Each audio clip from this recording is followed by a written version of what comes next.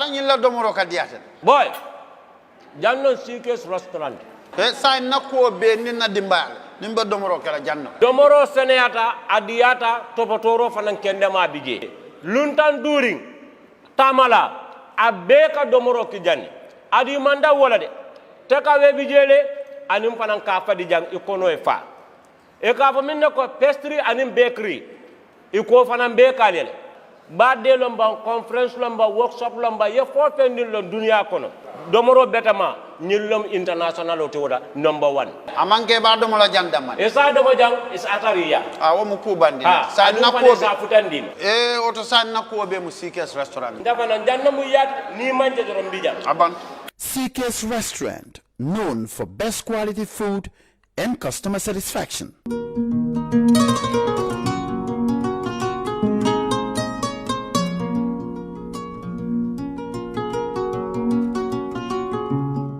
Sheikh Omar Faye, Interior, Yankuba Toure. Excuse me. Hey, let me just begin the whole.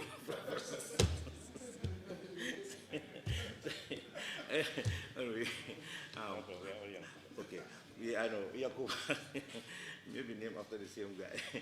Honorable Ministers of Defense, Sheikh Omar Faye, Interior, Yankuba Sonko, and Information, Ibrahim Asila, National Security Advisor, Colonel Mamadou Baji, Director of Information Services, Isa Davis, Permanent Secretary at the Ministry of Defense, Ndeye Marinyai, officers, men and women of the various components of the security services, ladies and gentlemen, members of the press corps. Good morning and welcome to this morning's press conference. It's been an honor, no less a privilege, to be given the task to chair such a momentous occasion as our nation charts a new future for our collective security, safety, and stability, i.e. our security sector reform. As such, it would require that I give a little historical perspective or a background as to what actually occasioned this occasion today. It was on a fateful Friday, July 22nd, 1994, when junior officers of the Gambia National Army toppled the almost 30-year fledgling constitutional government of Sadauda Karaba Jawara. At the time of the coup, the English scholar Weisman et alia describes Sadauda's government as probably the longest-serving democratic government in Africa. Immediately after the coup, a four-man military junta was formed, christened the Armed Forces Provisional Ruling Council, AFPRC, promising to fix rampant corruption and usher in a new democratic dispensation predicated on a political trinity of some sort: transparency, accountability, and probity. Amid the fanfare and euphoria of the political melodrama, a prolific decreeing of military edicts ensued as the Republican Constitution was abolished, human rights mortgaged, and due process seized by the junta, claiming to be soldiers with a difference, quote unquote. Within a short period, the country, once described as an oasis of democracy and champion of human rights, began to lose its innocence as an atmosphere of counter-coups, unlawful detentions, torture, and incommunicado detentions of political enemies, real, imagined, or potential, began to fester and dominate our political vocabulary. After the honeymoon subsided, the khaki boys, as they were called, began eating each other, to paraphrase the Argentine revolutionary Dr. Che Guevara. In the profound poetic words of the English scholar W.B. Yeats' second comment, turning and turning in dividing gyre, the falcon cannot hear the falconer, things fall apart, the center cannot hold, mere anarchy is loose upon the wall, the blood dime tide is loosed, and everywhere the ceremony of innocence is drowned. The best lack all conviction, while the worst are full of passionate intensity. Honorable Ministers, National Security Advisor, colleagues, and journalists, both the grimness and hopelessness of William Yeats' poem above resonate pretty much with the events that unfolded in the Gambia for 2 decades, some 22 chilling years.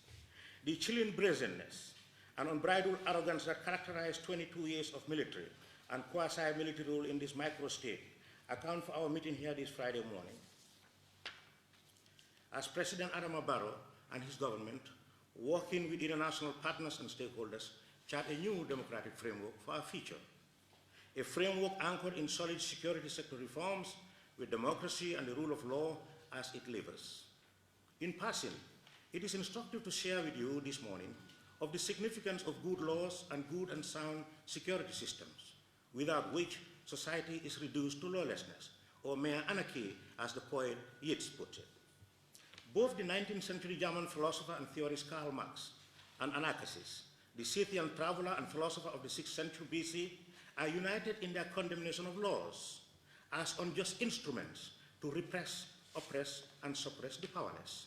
In fact, Anarchist went further and pathologizes laws as instruments of the powerful against the weak when he posited thus: "These decrees of yours are no different from spider's webs. They will restrain anyone weak and insignificant who gets caught in them, but they will be torn to shreds by people with power and wealth." End of quote. In other words, Anarchist argues that laws were meant for the weak people, for the ordinary marginalized folks, the poor. Those who are powerful do not care laws, because laws were nothing to them. They were the people who decree laws, so laws were meant for the poor. Does that hold? Probably not. Honorable ministers, distinguished ladies and gentlemen, members of the press corps, we are gathered here to listen to President Adama Barrow's National Security Advisor, Colonel Mamadou Badji, to provide us with details of the significant transformation thus far registered in the much talked about security sector reform, SSR, across the spectrum. During his rendition, some of the highlights in Mr. Badji's speech would capture the case of several hundred non-Gambians who were allegedly enlisted in the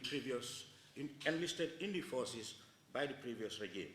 Specifically, there was the case of one Omar Sadio who enlisted with fake credentials. He trained and served until he was finally dismissed and voluntarily left Gambian shores. Sadio now lives in his native Casamance, southern Senegal. He also talked about the end to arbitrary arrests and incommunicado detentions, state-sanctioned disappearances, and rape of women, the end of hundreds of military checkpoints purely for intimidation, usurpation of citizens' rights, and infringement of their freedom of movement, or freedoms of movement. The case of the reconstituted and reformed SIS, what used to be called the NIA, end to impunity and state-sanctioned banditry, late-night arrests, extortions, disappearances, torture, and intimidation. A new and reformed prison system where torture is now anathematized. The various trainings and workshops to build confidence among civilians and the security forces, and the remarkable role economic continues to play in the Gambia. On this note, I would invite the National Security Advisor to give us his very loaded report about all the significant developments that have been taking place for the past 4 years. And thereafter, the program goes thus. We will be inviting questions from journalists. You could direct your question to specific ministers. They are also here with their department heads, and they are also here with some military officers in case there are technical issues to resolve. I thank you, and I welcome you once again.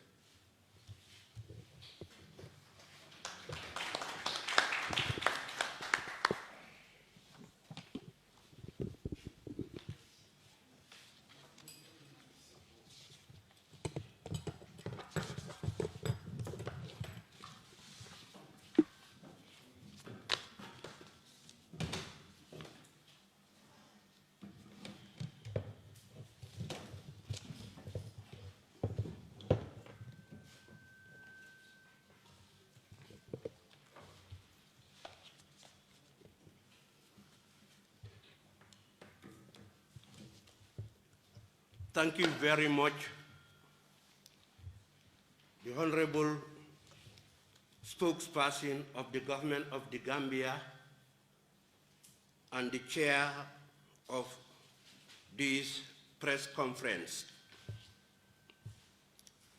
I also want to seize this opportunity to recognize the presence of the Honorable Minister of Defense, Sheikh Omar Faye, the Honorable Minister of Interior, Yankuba Sonko, and the Honorable Minister of Information, Ibrahima Silla. With us here, we also have the Permanent Secretary of Defense, Ndei Marinjai. We have the Director of Information Service, the Head of Prison Service, that's the DG, the Director of Prison Service. I can also see the MA to the Honorable Minister of Defense and representatives of the various heads of security institutions, the members of the media fraternity. I want to say good morning to you all. I also want to start by welcoming you to this press conference, which is aimed at updating the public and the people of the Gambia, the right owners of this particular project, about how far and where we are in the much talked about security sector reform process and the way forward and the next steps. And what exactly we mean by security sector reform. Probably for a start, one most respected definition of security sector reform is, and I quote, a political and technical process of improving the state and human security by making security provisions, management, oversight more effective, more efficient, more accountable, of course, to the civilian sector, and allow it to be within the framework of democratic civilian control, rule of law, and respect for human rights. This was United Nations Security Sector Reform Perspective, September 2017, end of quote. Ladies and gentlemen, the objective of the Gambian security sector reform process include the establishment of civilian and democratic oversight mechanism that guarantee non-occurrence of human rights violation by the security forces and the development of national security policy and strategic frameworks which will focus on the security sector governance. Under the stewardship of the Commander-in-Chief, His Excellency President Adama Barrow, a comprehensive assessment of the security sector reform was conducted with the support of, obviously, our international development partners. The Gambia national ownership of the security sector reform remains a core component of the results indicators that include, firstly, restoration of public trust and confidence in the security sector, respect for human rights and rule of law with standard international best practice, and full subordination of efficient and effective security institutions to the democratic norms and civilian authority. In order to forge ahead, I will take you through, firstly, the priorities. We have considered that the first priority of our reform is to develop conceptual documents on the security sector reform, and also to have the development of the assessment report. We also have developed the national security policy with the intention and the aim to guide the vision of His Excellency the President and his government.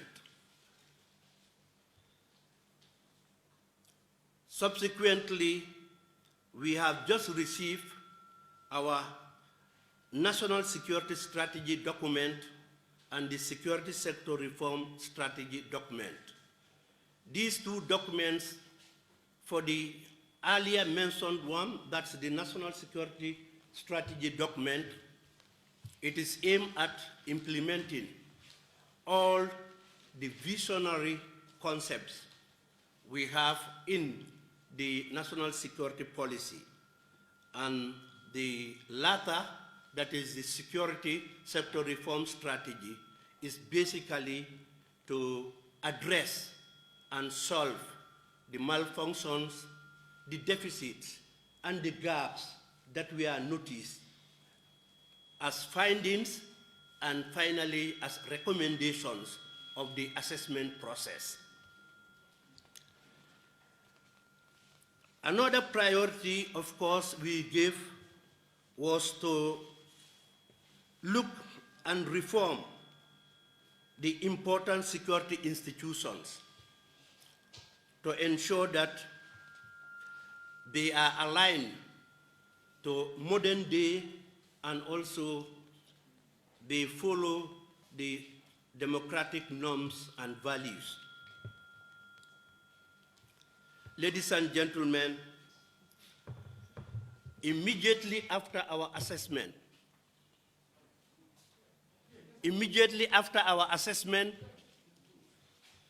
we looked at all the findings and people's concern and the needs that were expressed during the nationwide consultation.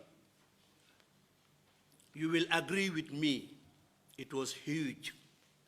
And to address it, we decided to integrate them into 5 thematic areas.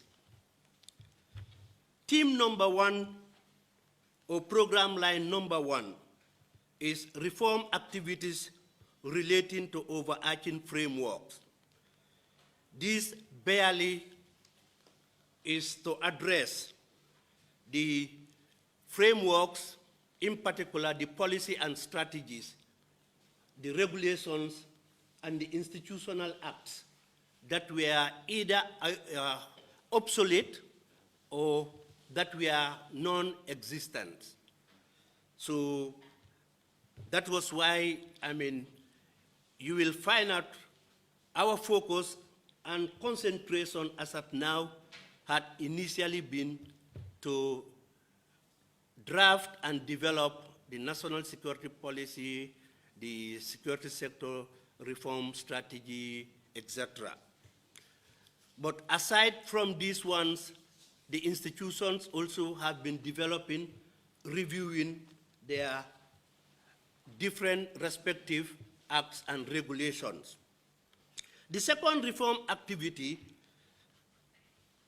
looked at issues relating to individual institutions. I think here we all know that there was absence of policies and there were issues of capacity. So we really needed to improve and build capacities and capabilities of the institutions and the personnel. Recruitment was also important. I think we all had the honorable spokesperson with the abuses, with some of the issues that happened in the last, former government. There was really need to have to focus on issues relating to especially recruitment, because essentially what we wanted is those who were recruited before, those who were abused, we would want to work and train them to be able to build their capacities and to ensure that, the past is history. But then it is important that we inculcate in the new ones that are coming, the democratic norms and the new practice. So we will look at the career training and development. Promotions is also equally important.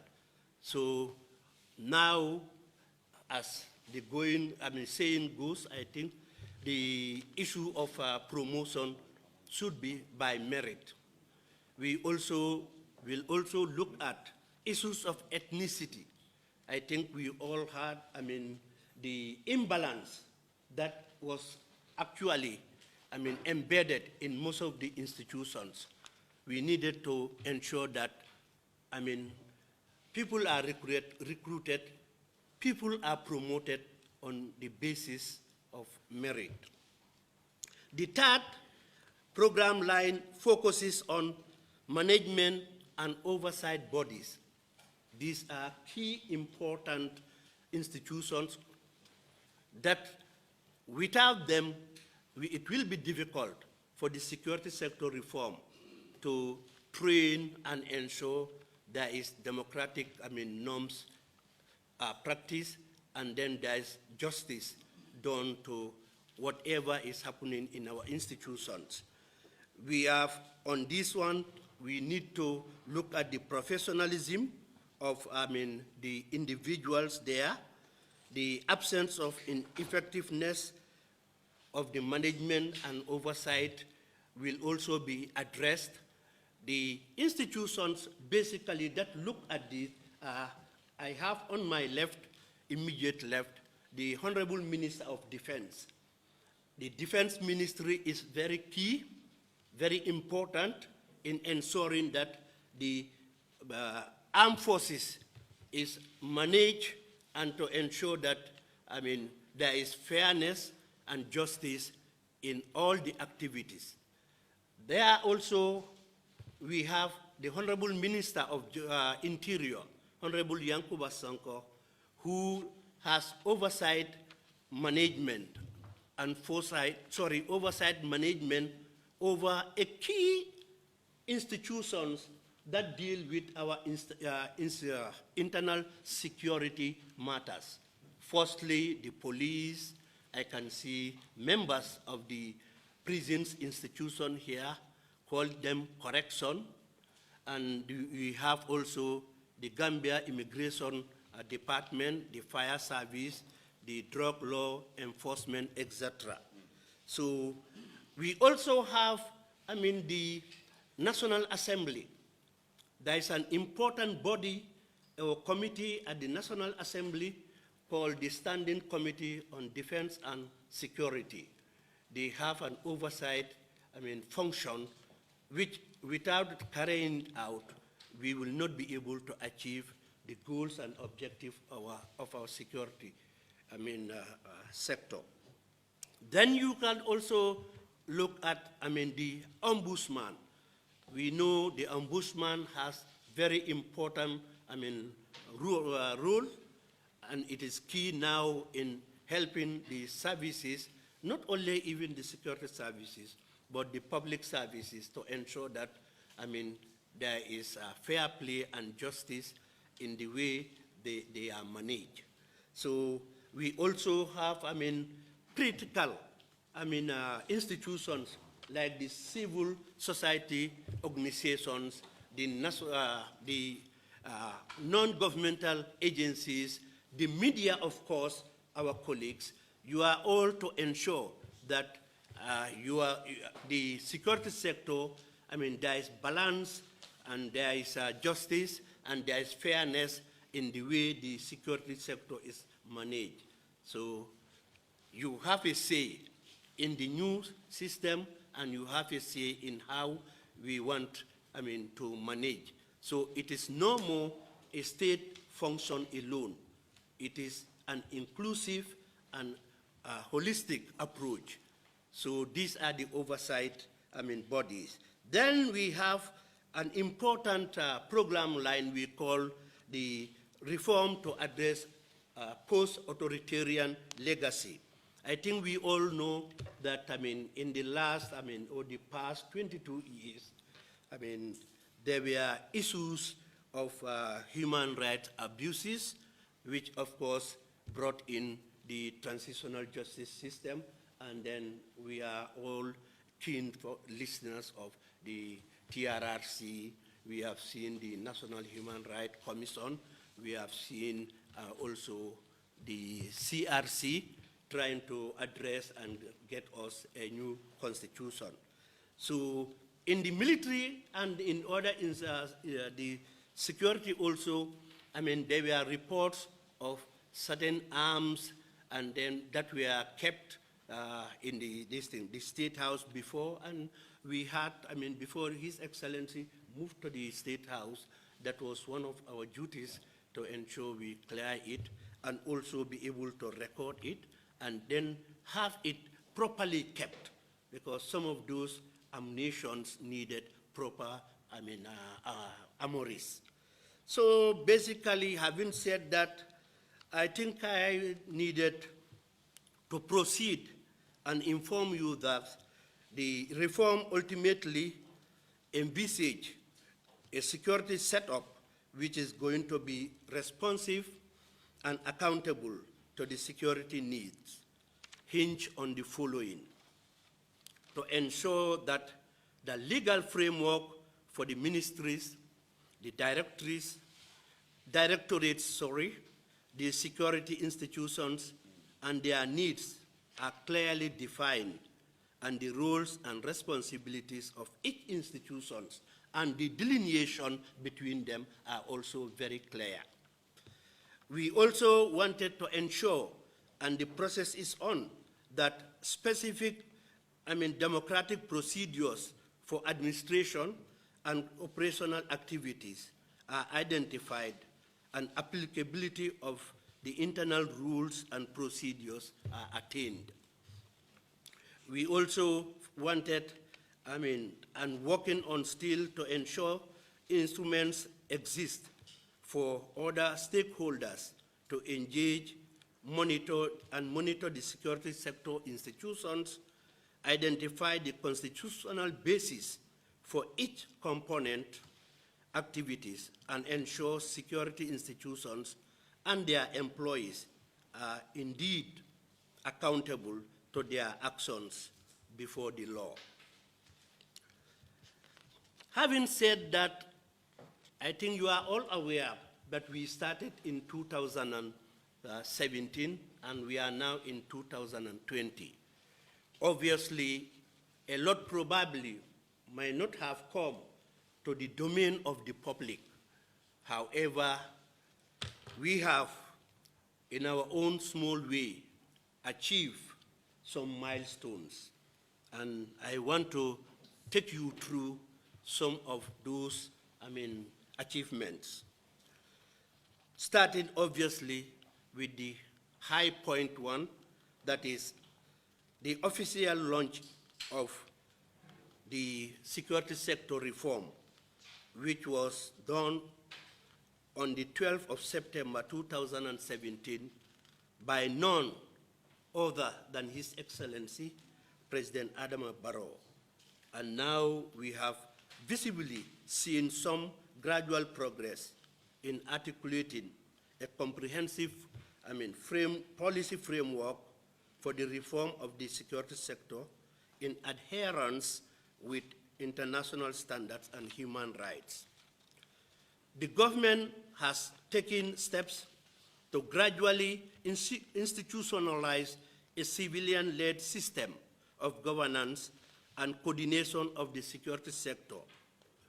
The National Assembly is emerging as an effective and prominent actor in the civilian control and oversight of the sector. The political space that has been created now, you all agree with me, has enabled civil society organizations to be able to work and express their views on the security sector and also any issues of concern. There is also effort that has been made in a way to promote gender mainstreaming and parity in the security sector reform. At the level of the security institutions, we have, I mean, there is an let me take it again. At the level of the security institutions, there have been overall qualitative changes towards the formation of security sector that is responsive to the people of this country. We have, like Honorable the spokesperson have said, I mean, we have seen our police actively, especially these days, ensuring that, I mean, the community policing has been, I mean, very effective. The issues of police brutality there is a reduction. The arrests are normal, the checkpoints. We have seen definitely a lot of progress. I think in the past 1 month or two, the Inspector General was busy, I mean, moving around the country, I mean, inaugurating police stations, most of which have been as a support from the Gambian people. So that is an indication of an improvement in community policing and improvement of police relations with partners. We are also going to encourage the relationship and bilaterals between private sector. In the armed forces, we have also witnessed, I mean, where we explore what the Gambian military will do in terms of support. We have seen the military civilian relationship, which has improved. I don't think you've been seeing a lot of military nowadays, I mean, in the streets. As for the state intelligence services, that is the SIS, I think just to elaborate the points raised by the Honorable spokesperson, the refocus of the SIS was to reorient the whole institution, and then we have seen them improving their service. They are no more oppressing anybody, and they are not making any arrest, and then they are working to be protectors and ensuring their well-being and prosperity, with emphasis, obviously, on human dignity. I think they have also evolved, and then they are transforming.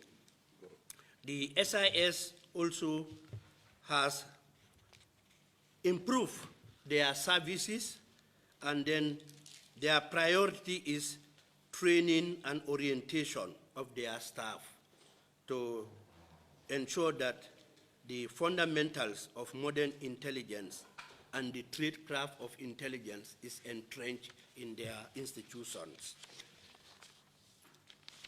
The prison service has equally improved.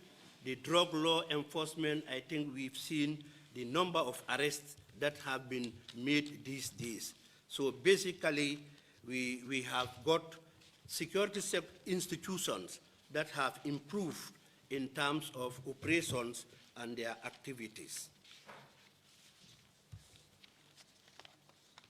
I just want to take you through one important institution that may not be part of, us, and that is our ECOMIC. I think of late, we are all aware that the issue of ECOMIC is mentioned, virtually at every press conference, and then people have brought it as a concern. But I just want to allay your fears and sometimes your concerns and state categorically and courageously that, the ECOMIC, their presence in this country is as a result of the invitation that was extended for them to come and assist in the stabilization of the country. I think it is, it is known to everybody here. I think we are all aware of what happened in 2016. though we have not had and we did not run into conflict, but we had a difficult impasse.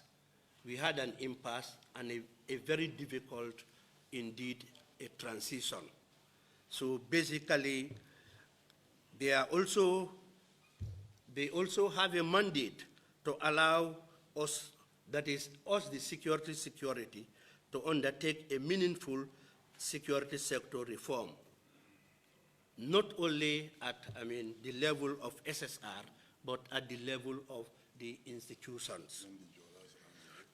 While it is, a stabilizing factor, I want you to also note that ECOMIC is as well providing the required capacity building and support for the viable implementation of this very security sector reform that has brought us around, this room.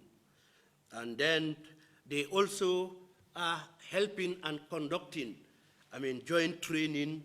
They are having joint patrols, and they are also involved in civil-military relations. So basically, their engagement, is very productive. And we want to encourage and appeal for a common understanding that the ECOMIC is here for a period, and they are doing, whilst they are doing a meaningful job, we are also trying to train and build the capacity of our own institutions. So from there, I think you may allow me to look at the issues relating to some of the activities, mainly that we carried out. In 2017, we have also had, a national agency, like he said, the national agency of, called the NIA was renamed. Then we also conducted a 6-week human rights training for the newly, constituted SIS. In May 2017, 6 weeks after, the National Security Council established a National Security Advisor and appointed and then allowed the drafting of instructions on the ONS. We have these drafting instructions that will help to enact the office of the National Security Advisor. It's a long list. I will just attempt to cherry pick 1 or 2 because of, issues of time constraint. I think one of the achievements also is the appointment of the Honorable Minister sitting right on my left. Before the Second Republic, I think that vacancy and that appointment and responsibility was on the shoulder of His Excellency the President. So we consider it as one of the milestones of the process. The prison service has been, prison review has been conducted. There was training, there was a desk review of policies, new administrative team set up at the prison, and then now I think, as you can see, and as alluded by the Honorable spokesperson, we have seen a lot of changes in terms of both administration and operations of the prisons. The office of the ONS, where I sit, is expected, in addition, to have more staff. We've just employed the service of 3 directors, and we are looking forward for a decentralization so that we will be able to sit in the regions, the communities, and also in the districts. The journalists also had shared, have got the part of the cake. We have had, conducted 2 or 3, workshops and seminars for journalists on security sector reform to ensure that there is improvement on the reportings on the security sector. And I want to seize that opportunity to thank some of you here to, inform and ensure that your colleagues know that we are very considerate when it comes to the media and journalists. We consider you as partners of the security sector reform. We have done a lot of training regarding, sexual and gender-based violence, collaborative policies, human rights, and security institutions, the vetting, counterterrorism, etc.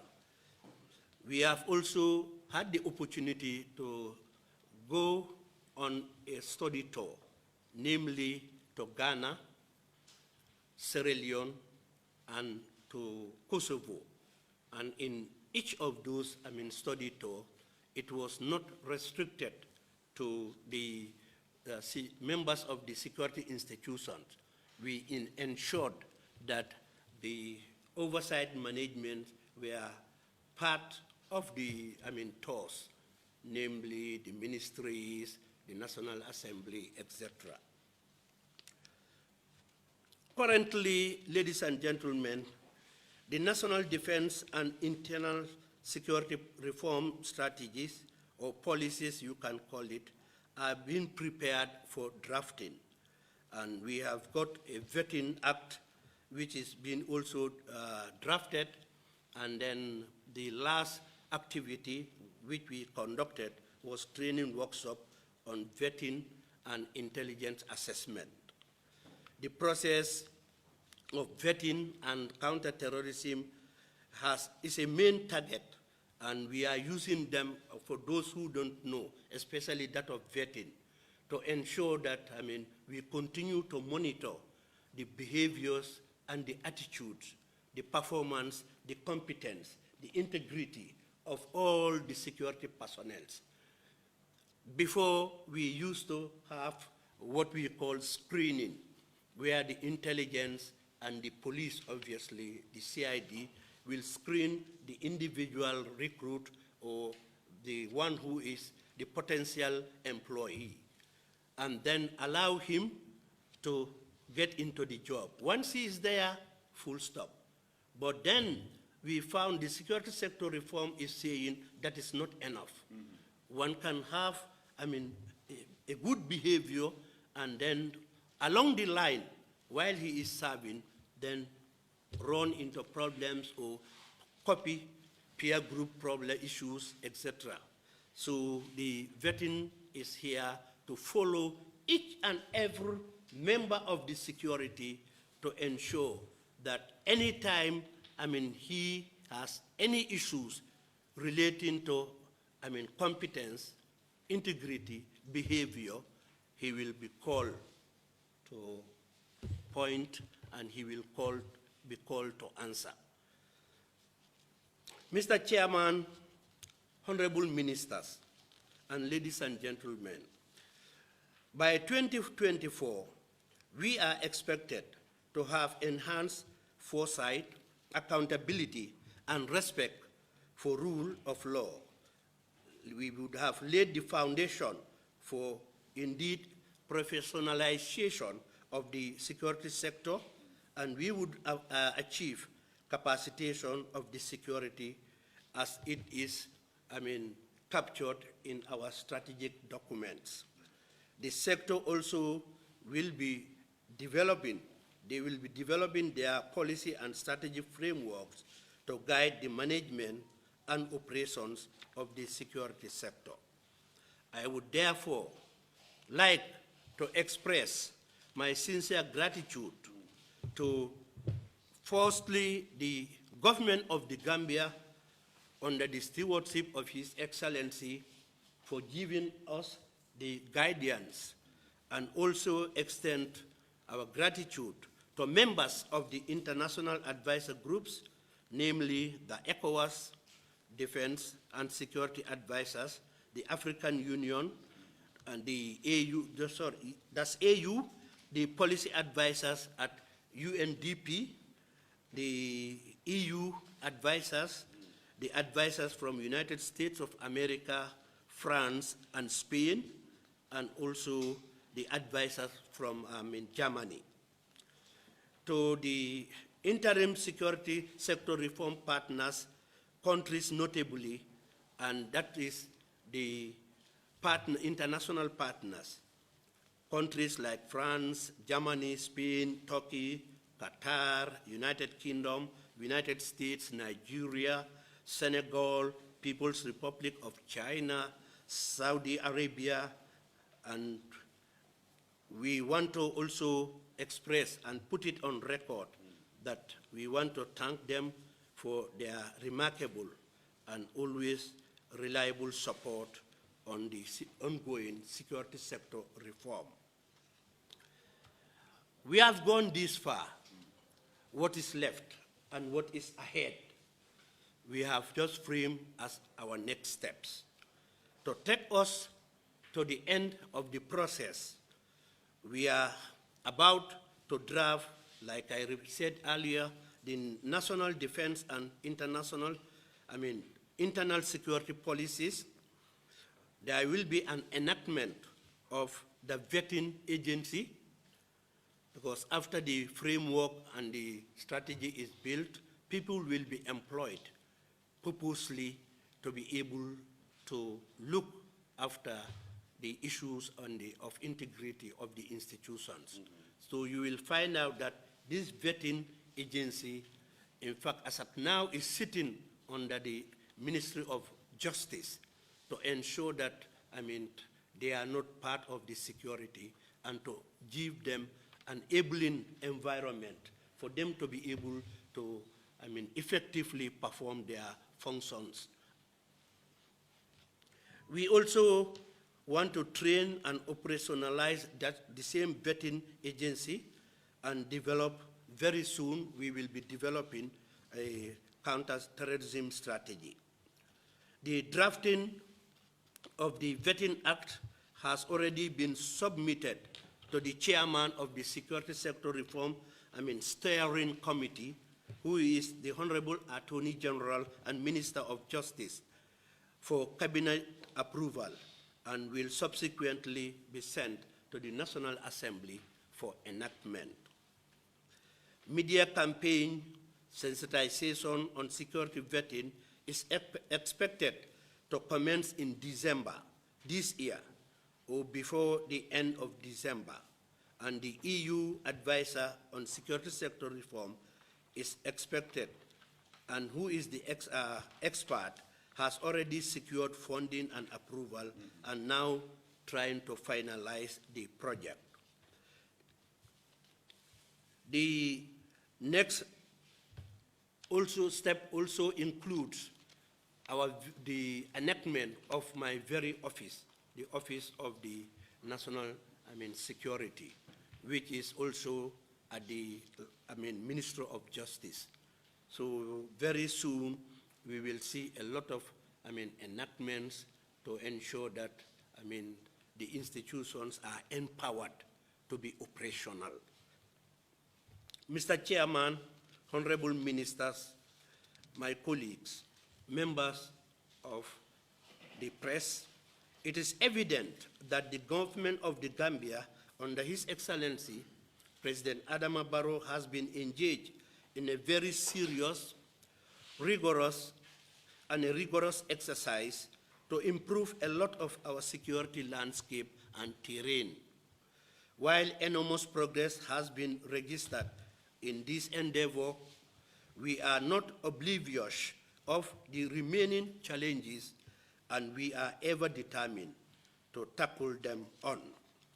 But these obviously will be done holistically, and when I mean holistically, I want to draw you to the fact that there is this saying that security is everybody's business. So when we say we are determined, I'm not restricting the scope to the security sector, but every individual, including, obviously, our partners here, the media fraternity.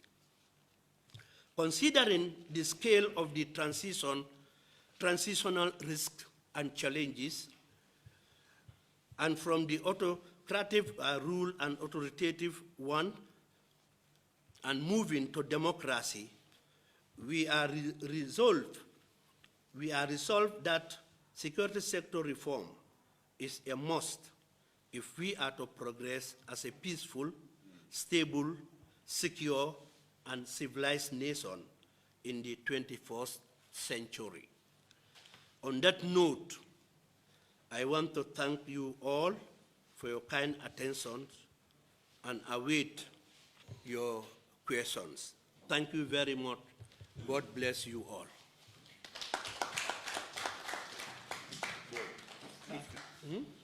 Sir. Thank you very much, Mr. National Security Advisor, Mr. Badi. Like I predicted, he has actually elaborated enormously on the developments that took place over the past 4 years following President Adama Barrow's ascendancy to political power. Now I'll hand you over the mic, and it's going to go like this. We have 3 cabinet ministers seated. Each of them is ready to answer questions. Here they come. For purposes of time limitation and considering the significance of this topic, I would advise and urge all of you to kindly try to focus your questioning on national security. That is really why we are here. I know you may have other significant questions to pose. However, it's Friday. It's getting to 1 o'clock in the next 5 minutes, according to my ever correct time. Minister of Defense, I don't know how correct your watch is, but mine is always correct. Yeah. So you pose a question, you identify yourself, the institution or the agency you are representing, and then you allow the answers. Yes, go ahead.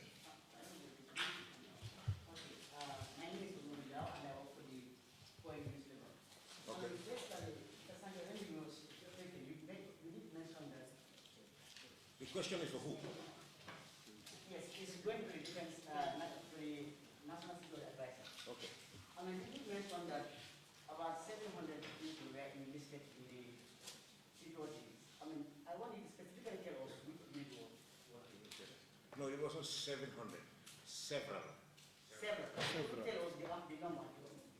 If you have, if you tell us the number. You know, because of security reasons, it is not sometimes advisable to be very specific with figures. So, but then for a smart journalist like you, several means several.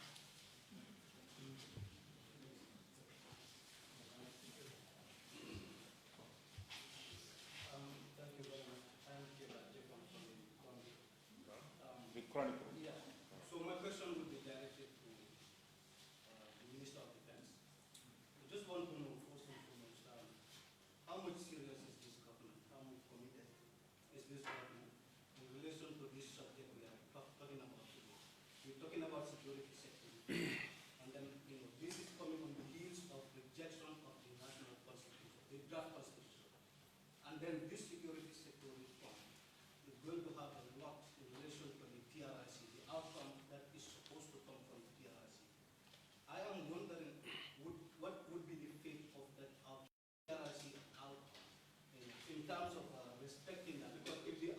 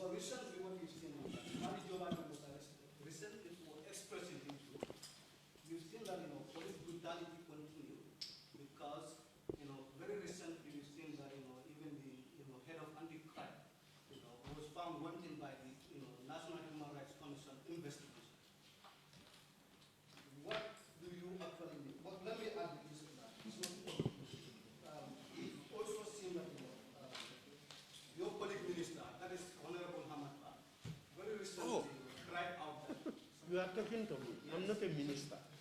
All right, suddenly. Yeah. Hello? Honorable Hamad. Hello? With due respect, when I said I was handing you over the mics, I made it very clear that I was asking you, your indulgence, given the limited time, to actually focus on the topic. Yeah, it's related. Hold on, please, hold on. Ahmad Bar's utterances, whether right or wrong, really, are a subject matter for a different topic. Just hold on one second. Hold on, please, hold on. As you rightly said, the National Security Advisor himself was summoned by the Commission. Even then, he cannot comment on the just hold on, please. I listen to you when you are talking. Can you listen, please? I'm helping you to answer your question. Please. But maybe you should wait until I finish. No, you should have finished after one question. No, I'm not done. One question My is. question actually has a very key relation. One, no, look. And then you've got not to know that without listening. No, you're not listening to me. Everybody asks a question and then after you give chance to others. So you have three questions. Okay, 30 seconds. Can I respond? No, you have 3 questions already. No. Oh, I have one. I raised only one question. That is one. I'm making my second question. Can you give me just 30 seconds? The thing is, Just please 30 seconds. you are going to talk. Well, let me tell you this. I'm the chair. And I am going to determine what they are going to answer. Yes. Honestly. That's what I'm saying. No. I'm just telling you this. 30 minutes. Well, okay, go ahead. Thank you. Yeah, so the reason why I raised this common issue is of certain discrimination against Islam. And this is actually connected to the immigration. They are upward towards questioning some of these tribesmen and women. I am connecting what Can you ask the question, please? Yes, the question is the National Security Council, the whole issue, that is the security sector reform here. What would be we have seen that this is part of the list that I've mentioned here. So this is 30 seconds? Yes, because you have not given me this space. Okay, I don't want to do this. I don't want to do this, but I'm going to put my... In all these trees, can you just explain? Who is this guy? What is your achievement in this? It's okay. What is your achievement? No, hold on. You see, please. No. You are not fair to me. It's okay. When you intercept it, you should not have intercepted the time.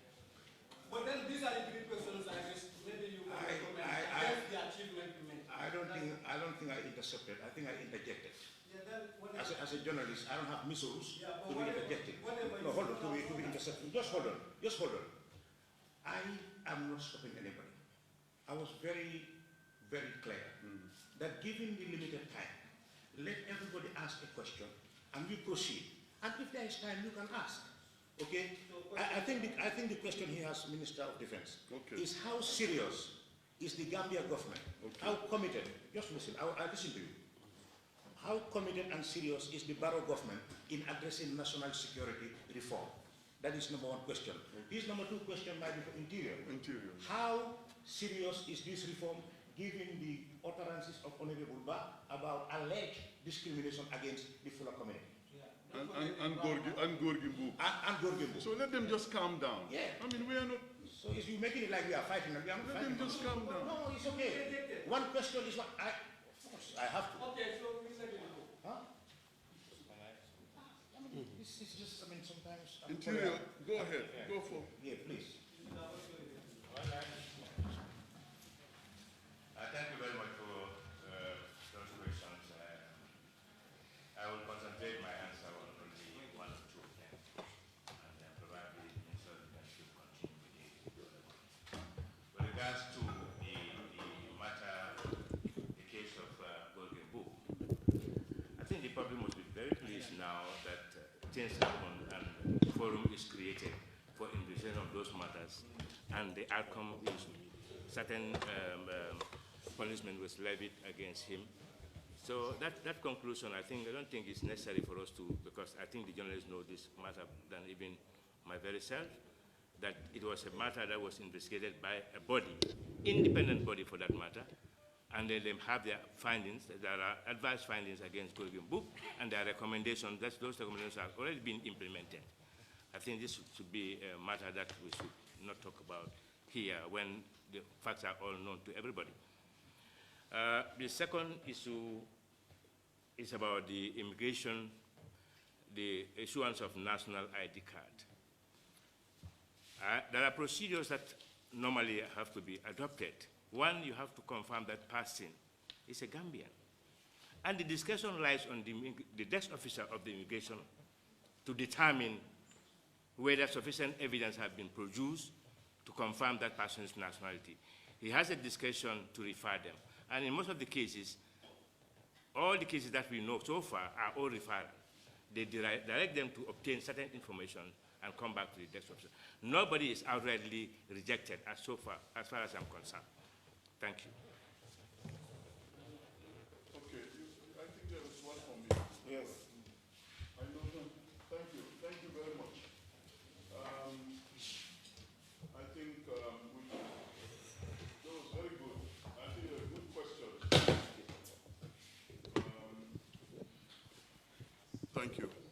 Thank you very much. We'll just have to exercise some patience and get our mics. Before delving into the subject matter of the day, please allow me to thank the Almighty Allah for his continuous showering and blessings upon us as individuals and as a nation. Equally, I would like to thank the organizers of this very important press briefing. The purpose of the press briefing has already highlighted is meant to update the general public on the ongoing security sector reform. I was not meant to make a statement. I had prepared myself in case I was asked to make a statement. I have some very nice statement here, but I am not moderating or in charge of this press briefing. I was invited like all of you. My first advice is you people are very young. Calm down. We have called you in. That answers your question, whether the seriousness of your president, our president. Yes, he's serious. He's very serious. The government is very serious. That's why we have called in a press briefing. And thank God that now we are talking to ourselves as Gambians. Let us appreciate what's going on. You need to calm down, ask your questions, we will answer them. We are all Gambians. We don't come here for confrontation. And the attitude I've seen so far is that some people are trying to become, no, we are not doing that. We're better than that as Gambians. We have been to press conferences, different parts of Africa, yeah. I've not seen journalists just coming aggressive. They'll ask their questions. So please, I want to appeal to all of you. Let us concentrate on the facts. Now I'm going to answer because as the moderator said, there is limited time. This is one of, we'll be having a lot of press briefings, inshallah. These were directives from the Commander-in-Chief at the Security Council meeting that is important to start to share with the population because there is a lot of disinformation and a lot of undermining and a lot of lies. It's better for people to come out and put the record straight. We are all Gambians and that's what we're going to do. So let us treat each other with respect and dignity. If you speak, I'll listen to you. Please allow me. But you are asking one question you asked for, asking about what Ahmad Bahad said. Has that got to do with our national security? Yes, it does, but it's not got to our level yet. The Minister of Interior will handle that. That's not going to be Minister of Defense. I will never talk about... Okay, good. And also the National Security Advisor. If you may ask him something about the TRRC. The TRRC is in progress. This gentleman here, with all fairness, cannot come and answer questions there why that process is on. So please, this is one of, we're going to go in and answer as many as possible. And maybe in another week or two, if journalists want, we can continue to talk to you all. But to tell you, what we are doing is we are serious. This government is serious. That's why we have put up a national security policy, a national security strategy which is ready, a security sector reform strategy, downsizing, right-sizing, lots is going on. Security sector reform, please, it's not only about the army, the armed forces. I know there are a lot of problems with the armed forces, but it's about immigration, GRA, prisons, drug squad, SIS, judiciary, the parliament. We are reforming as a country. But everybody is concentrating, thinking about armed forces. Yes, we are one of it. That's why I'm not moderating, because I'm just a component in all the reform. Interior is a component. SIS is a component. So please, I want journalists to take this home. It's not only about the armed forces. The SSR is about the Gambia changing our mindset, because we're doing things that we are behind. That's just the truth. Reform is not only the armed forces with guns there. It's also about our young people, our generation as Gambians, to change our line of thinking. If you have questions, we are ready to answer all your questions. If I don't know, I have a technical team here. I have a staff officer, I have a permanent secretary, and I have a lot of the staff. And all the ministries have their staff. The Minister of Communication is here. So please, ladies and gentlemen, let's handle this soberly. Answer your questions. If there is something left, we leave you with our numbers. You follow up with me, I'll give you the answers. One thing I will tell you before I conclude, I will not be here to talk about internal, top secret national security of the Gambia. You don't even want that. It's not good for you. This is your country. Do you think any country will come on a table and just think it's journalism nice day, you say everything, you are from what, Oklahoma Chronicle? That's never going to happen. But we will tell you everything you need to know, but not in the open. This is national security. I hand over back to you. Okay, let me just also, I just want to. Thank you very much. Let me just make some clarifications. I think at this juncture, it will be beneficial for all of us, and especially you, our partners, in this very important security sector reform process. You see, there is some misconception about the whole process of this transition that we are going through. We have the security sector reform. We have the TRRC, related victim center. We have the human rights and commission. We also have, in the making, there are coming to be issues relating to anti-corruption or whatever, but we also have the CRC. But we have to be careful here, and I think we need to understand that among all these players, they are interconnected, they are definitely interrelated, but they are sitting under different jurisdictions. It is only security sector reform that sits under my jurisdiction as a technical, obviously with the political guidance of the political executive. Even the ownership, the commitment and the will is all guided, and the directive is given from the executive. But we work closely with all these three, TRRC, etc., but they are directly under the jurisdiction of the Attorney General and the Minister of Justice, meaning they are sitting under the Ministry of Justice. So you can see there is a misunderstanding, especially about the public's perception. People do ask us about, those, soldiers, those police officers, and issues relating to, crime, and those who have gone through the TRRC, etc.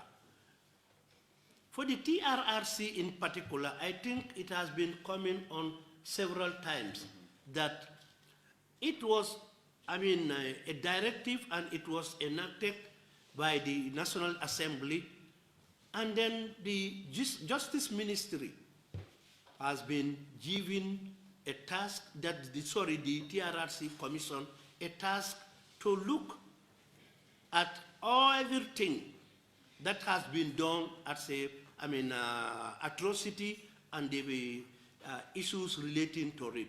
And then they will come up definitely with a report.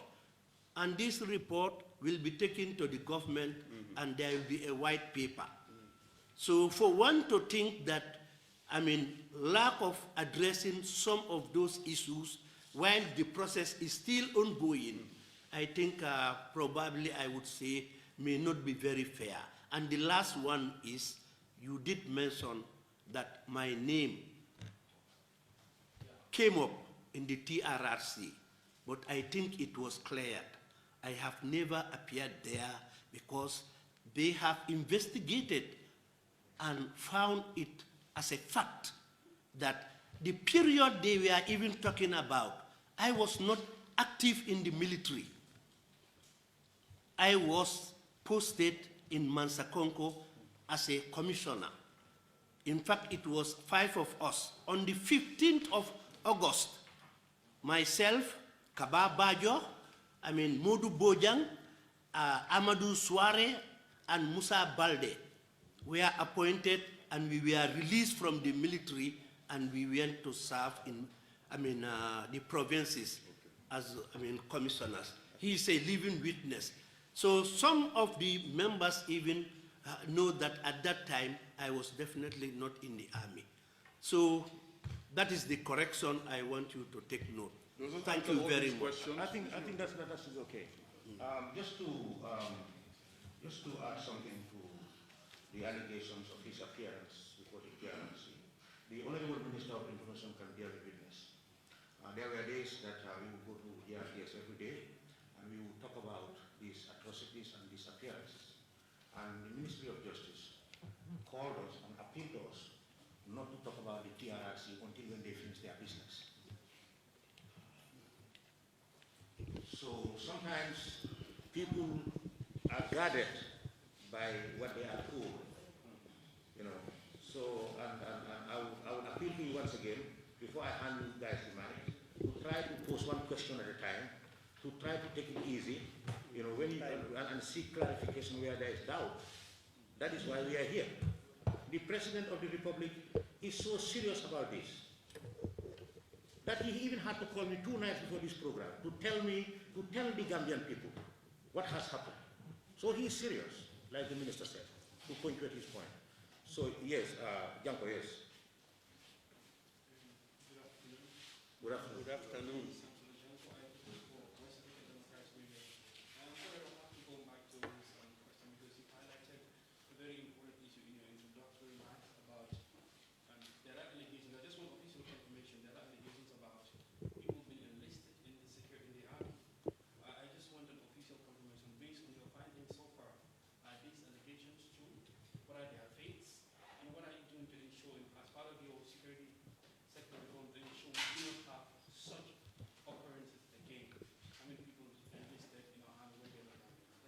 Yeah, I think he made it very clear that in the past they used to do screening, people are enlisted, and end of chapter. Now they have a vetting process. In fact, they are working on a vetting act, meaning continuous progressive assessment of the soldier, the police officer, the prison warden, or the customs officer, or whatever you call it. Because all these people are involved in enforcement and immigration as well. So I particularly cited the case of Mr. Sadio because it caught attention at the time, maybe 2 years ago. But that he was one guy who actually lived in the Gambia, in Marakisa, a village, and then he lived there for so long. He used his familiarity with Marakisa and enlisted in the National Army. And when he enlisted, all the credentials he presented were Gambian credentials. You know how it is sometimes here. You can easily go, and people are so hospitable. They take you, you get a birth certificate, and one thing leads to another. After the Barrow presidency, came to power, they decided to do a thorough vetting investigative process. And it was in that process that Sadio and the several I talked about were actually identified and removed. So that's what it is. To the best of my knowledge, it was in the army. Could it have been in the police force? Maybe. I don't know. Any other? Yes. Yes, sir.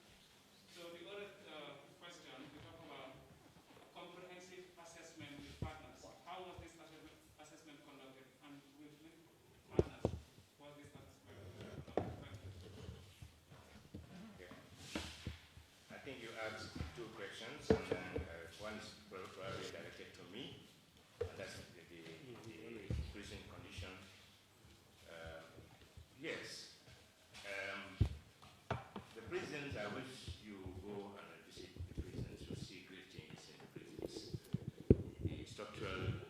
There are structural changes. There are also administrative changes in the prisons. One thing, there are great changes that occurred during this period. One, the prison officers have now moved from the prison, not usual prison service now to rehabilitation. Even though the department is not yet changed to rehabilitation center, but the conduct of officers is on the other way is rehabilitative. There are a lot of skill centers that prisoners are undergoing now, skill training inside the prison, both Maitu and Joshua. And then we've also prepared a manual for them to adopt the international standard. One of them is to focus their procedures on Mandela rules. The other one is to Mandela rules on prisoners generally, and then the Beijing rules for juvenile prisoners, and also Bangkok rules for female prisoners. Their care and custody are all now formulated, and then the officers are now undergoing training in various areas to make sure that we meet this international standard. I hope that answers your question with respect of prison. Physical structure, probably what we are seeing outside is not what is inside. Inside is a different institution now. Thank you. Okay, this second one, the assessment. Yeah.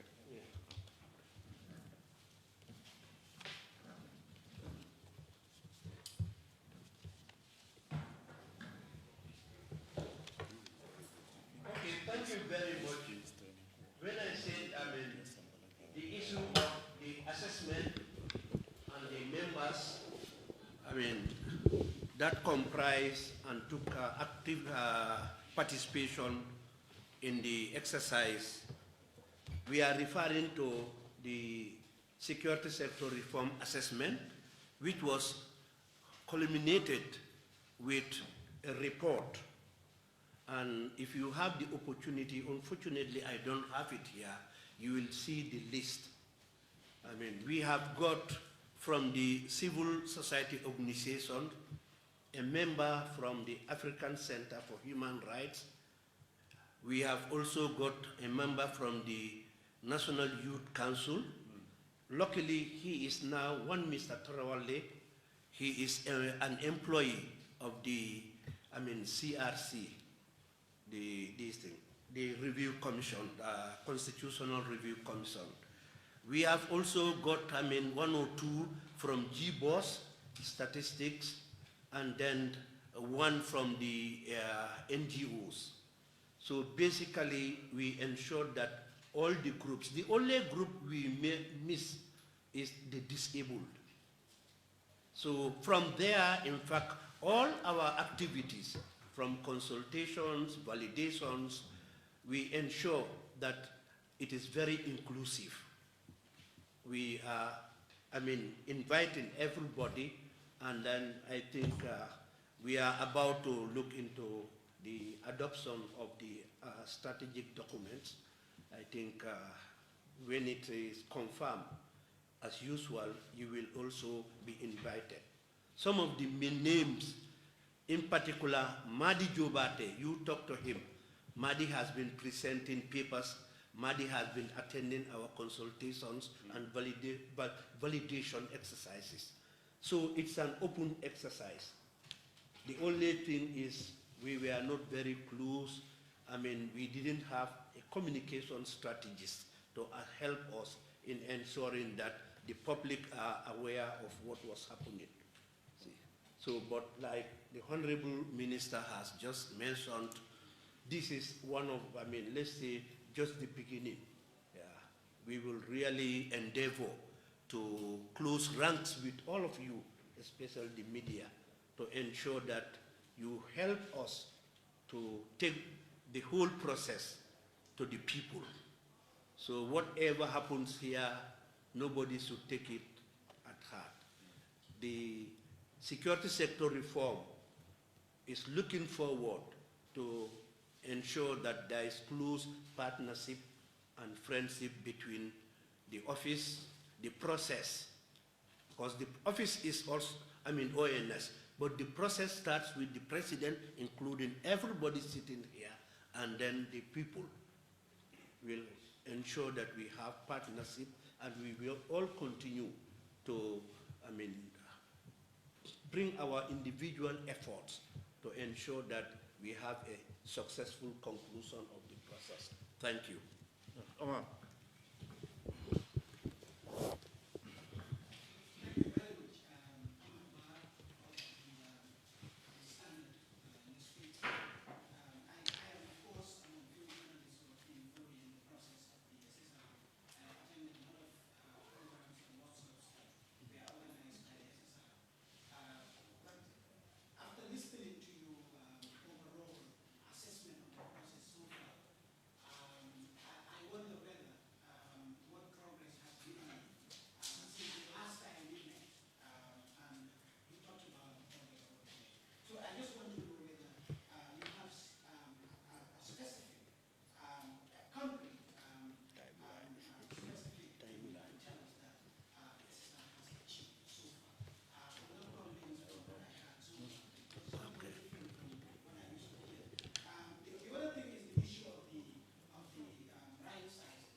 Initially, when the SSR was formed, you were talking about downsizing. Later, that changed to right side. You have not talked about that today. I just want to know whether it is still your goal, of course, to right size the security sectors. Because we know, as things stand, our public, of course, like for example, almost half of public and civil servants are security officers, about 42%. If I am right. The final question is to the Honorable Minister of Information. The Minister of Defense, of course, answered one of my questions. That is, the concerns that have been raised about government committee. He has made that emphatically clear that your government is still committed to ensure that these reforms are done. But my question to you is, are you not beginning to, or let's say, are you not concerned that these reforms are taking too much to be completed? Because this was among the top priorities of your government and your committee office in 2016. Thank you. Thank you so much. The Minister of Interior has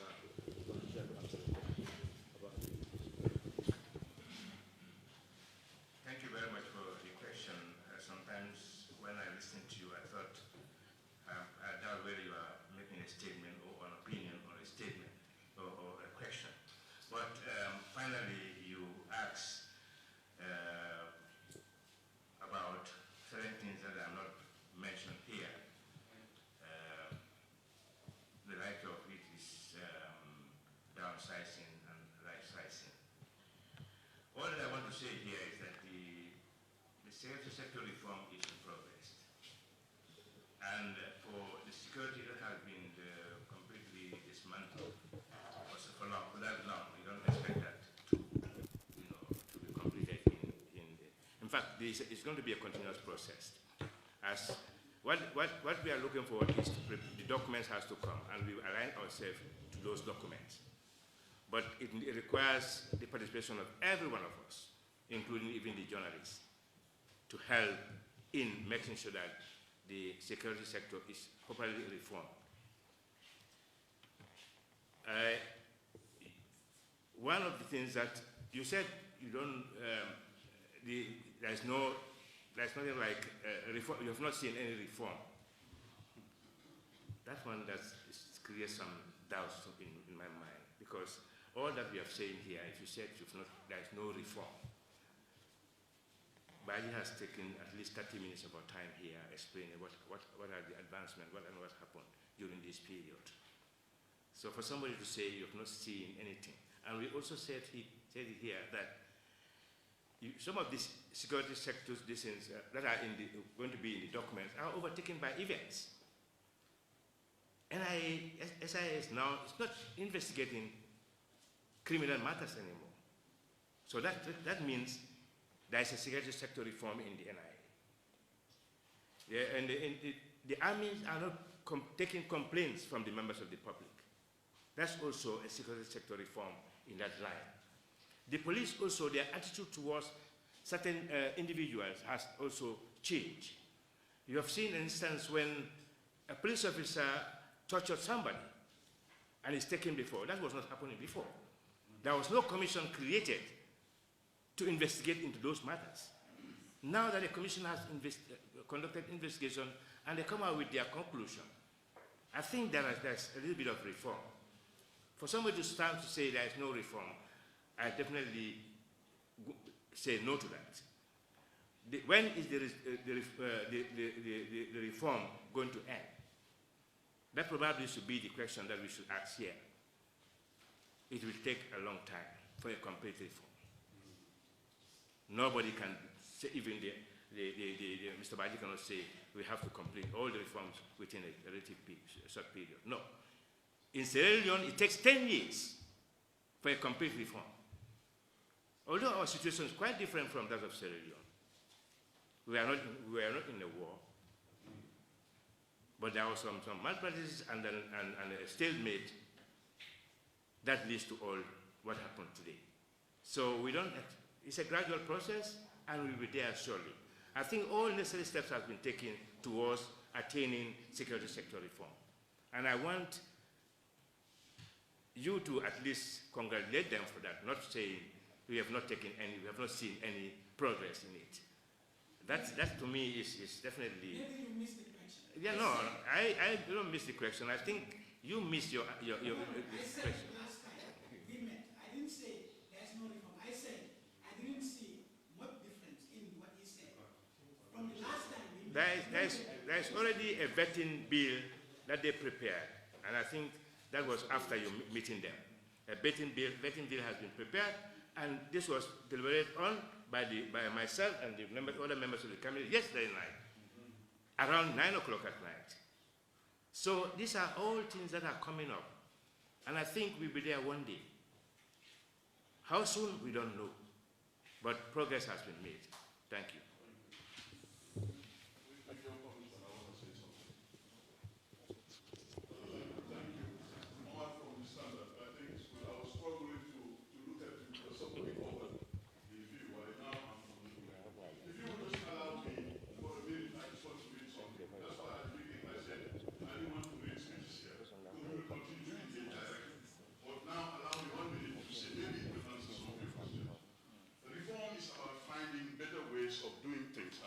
Prioritize our needs. So reform is a good thing because it helps you do your job better. Security sector reform was conceived in the Gambia after the 2016 presidential election to transform the sector and subject it to democratic civilian control founded on human rights and respect for rule of law. In September 2017, the government officially launched the SSR process, appointed a national security advisor, and established an SSR steering committee to lead the process. The Minister of Justice, Honorable Minister of Justice, continues to lead that from his predecessor. This led to the security sector reform assessment. It's good to give you a background. The outcome of the assessment revealed overarching issues such as lack of appropriate institutional policies and legal frameworks and serious capacity deficiencies. This process culminating in the drafting of the first ever national security policy of this country, which, of course, everybody knew was launched years ago. The drafts of the National Security Strategy and the Security Sector Reform Strategy were presented to the National Security Council a few days ago for adoption, and it is at the final stages of publication, which, of course, all of us will have copies, and subsequent launching. The strategies, if launched, will help the security forces achieve and implement the national security policy and recommendations of the Security Sector Reform Assessment. Ladies and gentlemen, this process is not going to be 1, 2, or 3 years. I think it's important to be honest to tell you as Gambians. We will going to retire eventually and go, and you people will continue this job because the process is a process going on. It cannot happen in 2 or 3 years. But good news is at least the Gambia is now adhering to international best practice, that now people are free, the basic rule of law, human dignity. If something happened, you can easily walk to go to the courts. Nobody is beating anybody. We're trying to repent and reconcile our problems, learn from our mistakes, come together and move forward. Ladies and gentlemen, this is about the reform. It's not a thinking that's going to happen 1, 2 years like them that did it. So I think I've heard him clearly that he talked about downsizing. Before any decision can be made on downsizing, it will be ideal that the following issues are taken into account. How significant is the rate of attrition? How many deaths, discharges, dismissals, desertions, and retirements have been recorded? Since 2017, GAF's strength has reduced despondently, drastically. A lot of people are talking about thousands. Over 1,000 have left. Some because of death, some because they have better opportunities, but some because of there were security risks that the leadership figured that these people we should honorably release. So there are, the reforms are tangibles and intangibles. There are things that you cannot see open. Now we have come to a curve. You are beginning to see things. That's why we call this press conference. But before, I will say something. There are other negative issues associated with downsizing. Remember, these people are also Gambians. You cannot just, our brothers and sisters, just kick them out in the streets. How are we going to process it? We should organize a soft landing for them. Some of them voluntarily will retire. Some of them will even say one day that if they have some packages that, you know what, I've done my best for the Gambia in the armed forces, I think it's time for me to go. So please, I want you to come on board so that you understand the concept of what we're doing. It cannot happen in a year or two. In conclusion, right sizing. This term is often misconstrued. It means having the right and appropriate size of any armed force. After the assessment is considered that units and formation lack the correct disposition of troops, and in that context, right sizing means increasing the numbers to meet the correct troop in case we are deficient. People are thinking that there are too many. We may even go to some units where you need some more people. But there were 3 years of embargo. This government has not recruited for years. But during that years, a lot of people have left the army. Over 1,000 and some people. Eventually the records will come. But out of national security, we cannot sit here and tell you all the details of the Gambia Armed Forces. No armed forces will do that. But this is your armed forces. We need to give you. Again, more significantly, we have what we call the tangible and non-tangible benefit of SSR. Please take note. In the tangible is where you have downsizing, right-sizing, improving the living conditions of the forces, whilst the non-tangible is where we have publication of policy documents, conduct of study tours, workshops, seminars, developing a communication strategy, capacity building, etc.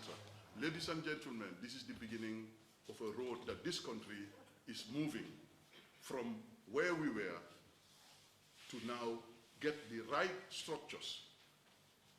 We have 4 cadets at the West Point, some of the highest military in the US. We have people training in the US. We have people in Nigeria. We have people in Ghana. We have our troops in Darfur. I think the CDS said it the other time. The last time they arrived, $1 million in everybody's bank account. Are those part of reforms? A lot of things are happening. You are also getting them better accommodation. Their transportation allowances have improved. Well, remember, your country, our country, is a poor country. If you expect security, it's too expensive. If you expect things to happen overnight, it's not going to happen. So it's good for us, you to ask the questions, but we should give you the answers. The next time, I will have to read a whole speech, but I don't think it's fair today for me alone to be reading all these speeches whilst you people are here. But please, reforms are going on, promotions are going on, restructurings are going on. The defense policy is almost here. Do you know what defense policies are? That's where I'm going to conclude. Defense policy of your country is now beginning at the drafting stage. The first component of that policy is national security. Sorry, I will take that back. National interest and core value. So the reform of our armed forces is not only holding guns running around. There is more complicated. The policy, defense policy of the Gambia, we used to have defense agreement with other countries. We used to have with Senegal. That's why they came here in 1981. And, but remember, we have a defense policy. Never in this country. Maybe you people don't know that. So as a young guy, do your research and do your homework. We had defense agreements with some countries, but a defense policy for Gambia we are beginning to have right now. You know what the defense policy talks about? National interest, core values, strategic assessment of the environment. What do we need to protect this Gambia? Who is Gambia in the international community? ECOWAS, AU, UN, because we are not on our own. So maybe some people may not like all what I'm saying, but any genuine Gambian should be able to appreciate that, you know, don't be too the politics of confrontation, and please leave that down. Ask your questions. When we answer, if you are not satisfied, do your research. Or come to our office, call our number and say, hey, Minister, you said the defense policy is done. Can I come and see? I said, come. My team is there. Interior is ready. Communication is ready. The President has given directives for all cabinet members. We need to come now and so far achieve Gambians what we want. Do we need to do more? All Gambians need to do more. But at least we have moved from a place where we needed respect for rule of law, democracy, and human rights. Do we have improvement in that or not? Any Gambian will have to answer that. If we say no, let's try to improve. But I'm asking you questions. Is there improvement on the general atmosphere of this country? And we want to keep the peace of this country. Everybody is trying to help us, Gambia, not to get into trouble. I know there are groups of people who always want this country to be in flames. We are appealing to them. Let us come together. Let us concentrate to build this country for you people. Some of us in a few years will go, I can tell you. There's no doubt about that. It's a continuous thing. And then the other people will take over. So this is my contribution. And if any question comes my way, I'll be happy to answer it. I wish I'll be here till 5 o'clock to answer to this young journalist who may not know. But if you have anything, please ask me before I leave. If not, I will leave my cards. They are right here. My numbers are here. You can get my phone numbers in the Ministry of Defense, and afterwards journalists can get it. And let's continue to engage. And let us continue to dialogue and try to inform the population. That's why we bring you here, and not for you to beat your chest and say, I am this, and go and write. No, we want you to inform the population about where we are. I wish we can do this in local languages as well, because some of our aunts and uncles cannot speak English up country. And we want you all to help me to work together, help all of us, help yourselves, so that we can transform this information, so that the Gambians will know where we came from as an armed forces, as a Justice Department. We want to now come together and learn from our mistakes. What have we done wrong for the TRC to happen, CRC, and all these commissions? What can we do to avoid that, so that the younger generation will not fall into the same trap of personality conflict, insults, politics of fighting? Gambians should move from there. That's what the defense policy is going to bring. National interest and core value. It's not about guns or fighting, but to dialogue. What can we do to prepare this country to be one of the best countries in the world? Not to stay and fight each other as Gambians. Ladies and gentlemen, thank you. Thank you very much, Honorable Minister of Defense and Honorable Minister of Interior, for those attempts. Let me just, take a few minutes to answer, the three questions, or the question posed by our brother. I will take it in three groups. Yes. One, what I've realized is there is an interest in the timeline or the time frame. And take it from me, and you can research on it. The international best practice of security sector reform has concluded that it takes 5 years as a short-term time frame to deal with security sector reform, and 10 years for medium term. Research it everywhere. We have just completed 3 years. But we all understand, like Honorable Minister of Interior has alluded to, we have not come out of conflict. But I will repeat again. We had an impasse, we had a difficult transition, and we had authoritarian rule. But security sector reform is security sector reform, and we are also trying to adhere and align ourselves to best standard, of international best practice and standard. Then let's look at the focus. I think the reason why you have not seen much is, I think we've told you that after the assessment, we were trying to focus on the program lines or thematic areas. And the first one is trying to address issues relating to overarching frameworks.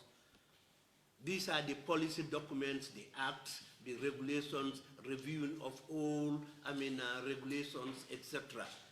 To help us and to guide and ensure that the security sector, is able to address the critical issues that were perpetuated. Because of lack of those frameworks, that some of the issues were, happened. So basically, that's why we have a deficit, we have a malfunction. We said, this is the area where we will work on the mindset. This is the area where we will work on the behaviors. This is the area where we will work on the attitude of members. So basically, that one is not very tangible that you will put your hand on and feel it. Then the last one, the right sizing. My apology for not mentioning it, but we have gone very far. And let me report that His Excellency the President,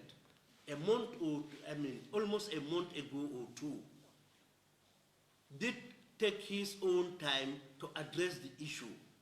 And in doing it, he constituted a task force, which is chaired by Honorable, Secretary General, Mr. Nuha Toure. I am a member of it, of that particular thing. And then we are working, as at now, I think the Honorable Ministers will attest to it. It was an issue we even discussed at our last National Security Council meeting. So we have gone very far. We are now at level of questionnaires, applications, those who may want to go voluntarily, and then what will be the soft landing, etc. But do understand that this is not an isolated case. In every security sector reform, there is this component of public expenditure review, which is the baby of the World Bank and the IMF. And we are still working with them. It is not only that the government is concerned, but our partners are also equally concerned. We have gone very far, and then it is at the level of a task force. So it is not even only my office, but a task force being chaired by the Secretary General. I think that will show you how serious, the President is. Thank you very much. Thank you. I think I'm the hands. There are hands around. Gender parity. Oh. Gender parity. Our mother. I think he's got one for information. I think your question was answered by, because you said it took so long, whether he didn't think, it was long. What? The man told you emphatically how the president was serious in his government. He has just instituted a task force chaired by Honorable Nuha Toure. Anything I tell you, if you are not, in agreement, you have, the opportunity to go and find out. And I said also, in the best practice, international best practice, go and research it. When you are doing security sector reform, it is 5 years considered as short term and 10 years for medium term. So basically, that answers the time frame. And we are around what? 3 years going into 4 years, meaning the time frame or time of 5 years has not even elapsed. So we are probably, we've not gone into, this thing, conflict, but we need to make sure that it is, this issue which is, very sensitive, very complex, we need to ensure that we do it right, so that at the end of the day, meaningfully, we will all gain as Gambians. We have seen the examples. You know what is happening in Côte d'Ivoire, Ivory Coast. They've gone through the security sector reform. There is third-term issue there. Soldiers are in the street. We know what happened in Guinea-Conakry. Go and research it. Guinea-Conakry went through security sector reform, sponsored by partners like France. What is happening? The president is going for third term. The soldiers once in a while are in the streets. I need not mention Mali. So that should be a lesson to learn for us. If you look around, we are concerned. The SIS is here, the prisons is here, the police, PRO is just sitting next to you. We are all involved. At the level of the presidency, that is OP, where I'm sitting, and at the respective and individual, security institutions, they have done a lot. We don't have time to go chronologically or mention everything from head to tail. But, a lot has been achieved. But nonetheless, you are concerned, you are part of it. What I want to say is, if you have time, you can, you are free to go and consult and, interact with our office and any institutions to help you to ensure that at least you are able to, know what we have achieved so far. Because essentially, again, this, press conference, one of the objectives is for us to interact so that we get your feedback. We are also able to sell to you what we have done so far. So we can continue the discussions, my brother. And thank you very much for your concern. Huh? You still have any information to have? No, the question was, hold on. Yes? The question was but this is, Badi cannot speak on behalf of the government. You have to be clear about this. So I need the government, and the government is not concerned that it has to be done. So the government, I don't think Badi is here. Index. Lady wants to say something. 5 years and 10 years, more the standard. Best practice for security. Sometimes video. The defense minister has already answered this particular question. Whether government is not concerned about the length or time it is taking for this to take place. And that his answer was also followed by the explanation given by the expert himself, who is in charge of the national security reform process, that this thing, you cannot put just a short timeline to it. Especially for a reform of not only, a security agency, but all the services in this country, looking at their operations, looking at what needs to be done to ensure that they have, not only the right men in the right places, but also, the necessary training and capacity building support that has to be given to them. And this has to be guided by policies. You know, for years in this country, we have been doing things haphazardly.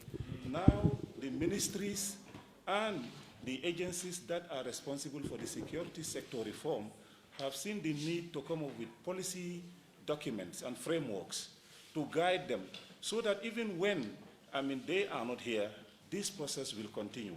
So I don't think, there is, enough time for anything like this. You will continue to do it. The policies will continue to guide you, and even those policies maybe will even change with time. And also that you are talking about the time, and I guess your time here is about the money maybe, because you said we are spending money on it. When good money is going into good cause, that in itself yield good results, and that's what we want for this country. And I want to also appeal, for one thing, for us to all understand. Our security services and forces are our own, and they are here for all of us. They are doing great work for us. Today, we all go home and sleep well, knowing that some people are doing certain things for us to stay safe and well in our homes. Let us continue to support them. Let us not antagonize. Let us not see them differently That will help all of us to see that, even if we don't agree on anything, but we can all be assured that our patriotism, our love for our country, our support for our country will keep us together, knowing that we have people that are determined to see that peace and security prevails in this country. Thank you. Now I have two more questions. Yes.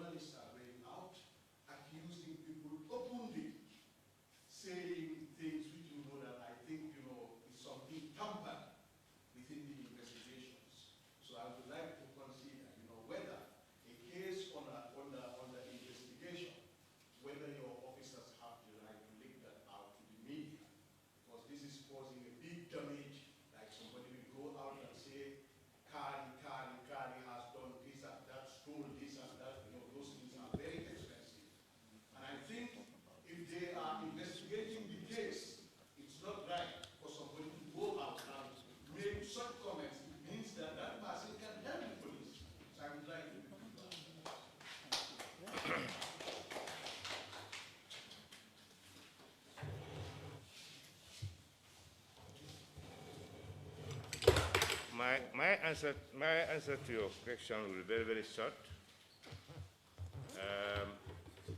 Matters under investigation should remain under investigation until such time that they are concluded. So it is very wrong of officers, if they should do that, to divulge information relative to information that they are conducting, or that they can gather information while in the course of investigation, but they cannot divulge information while the investigation is still on. But it's also important that the sooner the investigation is completed, the outcome is communicated. That is when we expect journalists to come in and we transmit the information to them, readily available, then there will not be any question over anybody. So that's a very good issue, and I think it should be. But then we need also assistance from the journalists. What we are seeing now is not healthy for your profession and also for the nation. People sit at their homes and write anything because of democracy. Yes, you have the right to express your opinion, but at least take reasonable steps to investigate what happened. There are some news media that I'm not even tuning now, because what they are saying, I'll be part of something, and then they are saying a wrong thing about that thing. Imagine, if I'm in this meeting here and something is said here, it's obvious to me that I know about what is said here. For somebody to say that maybe a few hours' time, I learned something different. So you lose confidence in that journalist. So I think the journalists also should help the government in making sure that there is stability and peace in this country. You can get information the way you want it. We are all very free if you need anything from us. The Defense Minister made mention of it here, that the office is open, my office is open. You can get any information that you want, but do not just come up with your opinion without finding out. I've seen that many, many times. And I think when we work together, we'll be able to do something good, great for this nation. And we'll make peace I'm sure, because it is only in the peaceful atmosphere that you can operate very well. I witnessed the impasse here, and journalists were not out.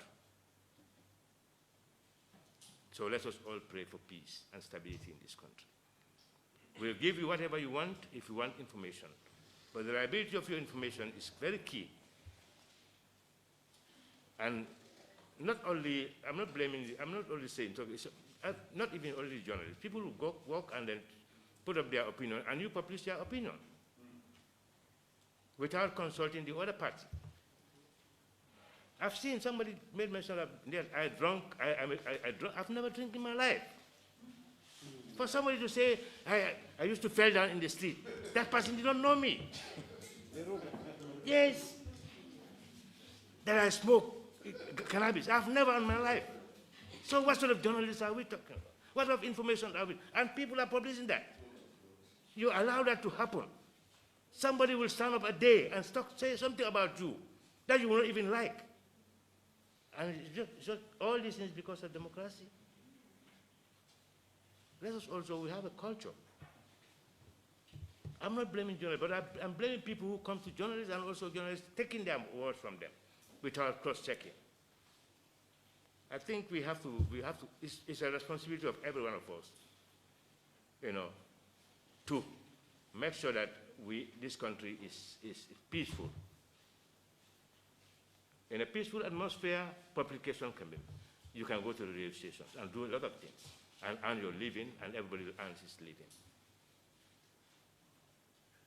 But in the absence of peace, we are all going to face difficulty. And let us all pray that this country remains very peaceful. I have seen questions coming in. Some of the questions are very, it's just like I want to ask questions. But some of these things are already stated, highly clear in the presentation.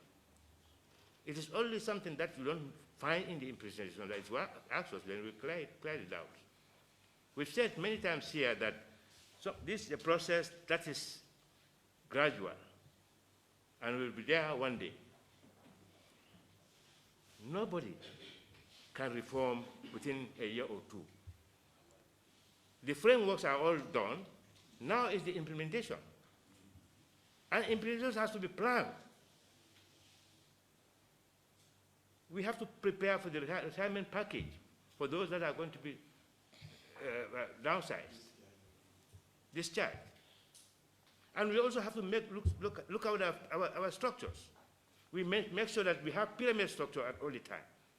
So if we take, like for example, if you take 10 inspectors from the police,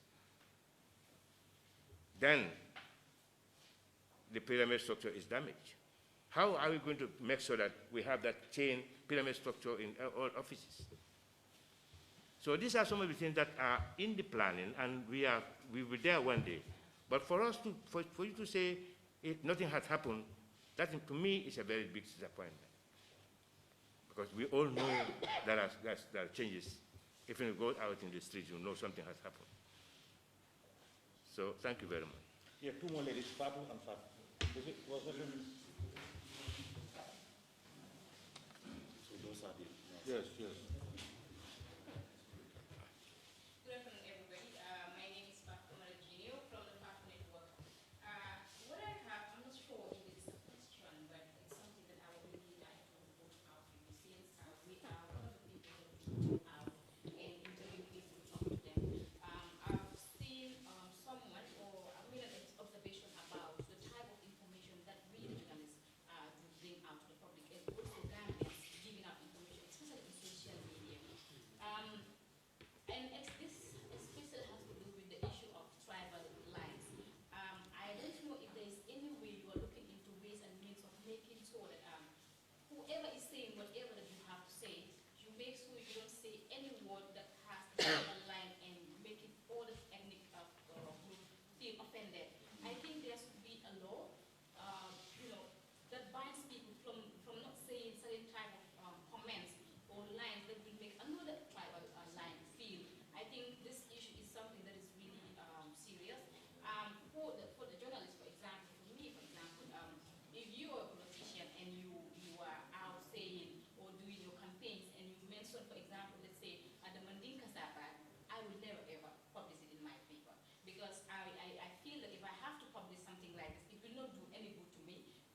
especially to the society. It will not bring any good to the society. So I think this is something that you guys really need to look into, because it's not going to do any good to our society. And the campaigns are coming soon, the election is coming soon. And the other observation I have is with regards to the voice at the black market in Serekunda. We happen to have one of the guys come to our office, talk a lot of things about the IG and a lot of things. And he used to call every day. You guys, I came there, I said this, and you guys did not even publish it. Why have you not published it? We don't publish information like that. We have to verify our information before we publish it. And this guy made mention, one of the things that I think is very important, and I think I would like to share it here, is that he said instead of the government employing the police to go on the black market, having to arrest them or beat them whenever they stole something or whenever they rob someone, the government should look into a way of making them feel useful or relevant in the society, give them something to do, because they claim to be youth that have skills in various aspects or in various aspects. So they said they want the government to look into them, especially those of the boys that sit in these ghettos. They said they have lots of skills. So I don't know if there's any other way the government can look into the matter of this risk. That's what I have. Thank you very much. Thank you.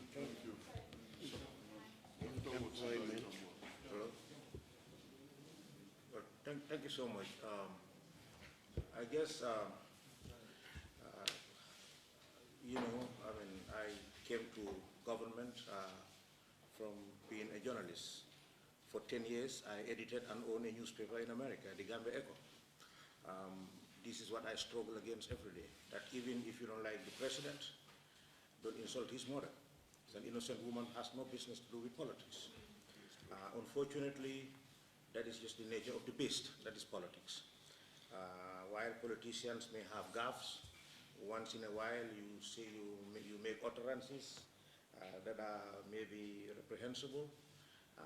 We also see people who sit down at home and deliberately, just to caricature or say something bad, just invent a good tale about me or anybody and just peddle it on social media. I was in Ethiopia 2 years ago, and I made a very short speech that we have now a situation in this world where you have evolving what I would call new realms of journalism. Nobody ever knew 25 years ago in the Gambia that we are going to have WhatsApp online and all that. Today is all over. And today you can have a village idiot, sit anywhere across the world, and just by the button of his computer or mobile phone, his message resonates across the world. I just, before coming here, somebody forwarded me a text message by some person who sent a message out there that he wants people to come today and go on social media and create, and just be sabotaging whatever we are doing. So I know some of you are live. Maybe even the little exchanges I have with him are being insulting all over. Yes, so that's the new realm of journalism. For me, I have developed a very thick skin. You can go to any radio station every day and insult my mother, insult my father, insult me, my family. I don't really care, because I know one thing. Nobody is more Gambian than I am. I love this country. I left here and went on exile for some 20-something years.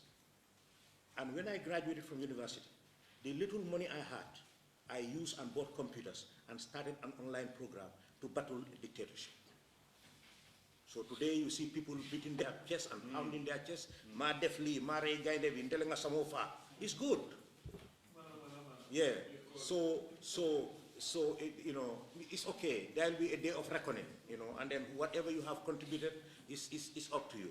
So what is important is let's love our country. That's what I always say. I'm always reminded that I put my right hand on the Quran and my left on the Constitution, that I will not tell lies. I will abide by the laws of the Gambia, and I will do my best for the very Gambian people. I was sworn to defend, and that is my responsibility. Yes, and it's good that you have a young journalist like Fatou, or in Fatou, who has decided not to publish mere allegations without substance. Journalism also has to go with ethics. Yeah. No matter how you hate this man or how you dislike him, you know, but just for the heck of it, somebody just writes something and say the man is a fallen bronc, he falls here and there, and that is news item, an interior minister? For heaven's sake, I think we're better than that. And I think we're better than that. We can do better than Yes. No, one more lady, Fatou. You have 3 questions. Yes, yes, Fatou, yes, GRTS.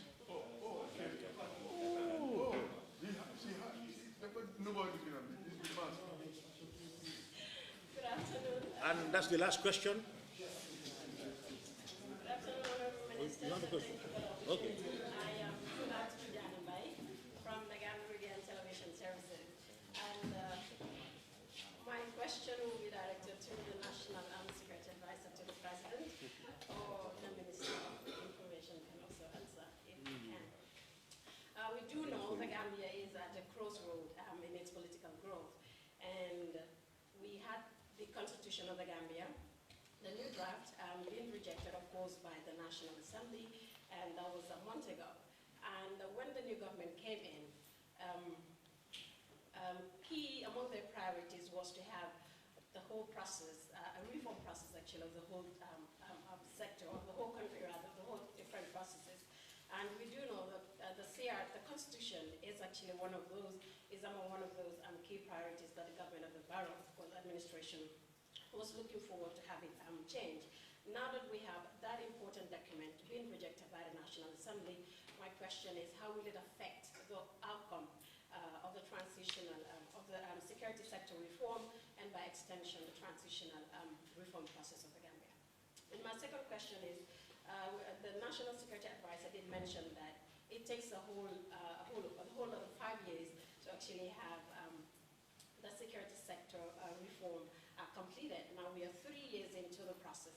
How would you convince Gambians to actually believe in the process and to trust the process that is, of course, i.e. the security sector reform? And my last question is, we do know some of the laws or some of the strategy documents that you have, they're drafted in English. And when we talk about security should cut across all sectors, you did mention of having it translated into the local languages to make sure that it gets the target group, that's of course those in rural Gambia, in the grassroots level. How do you intend to have these messages translated? Thank you.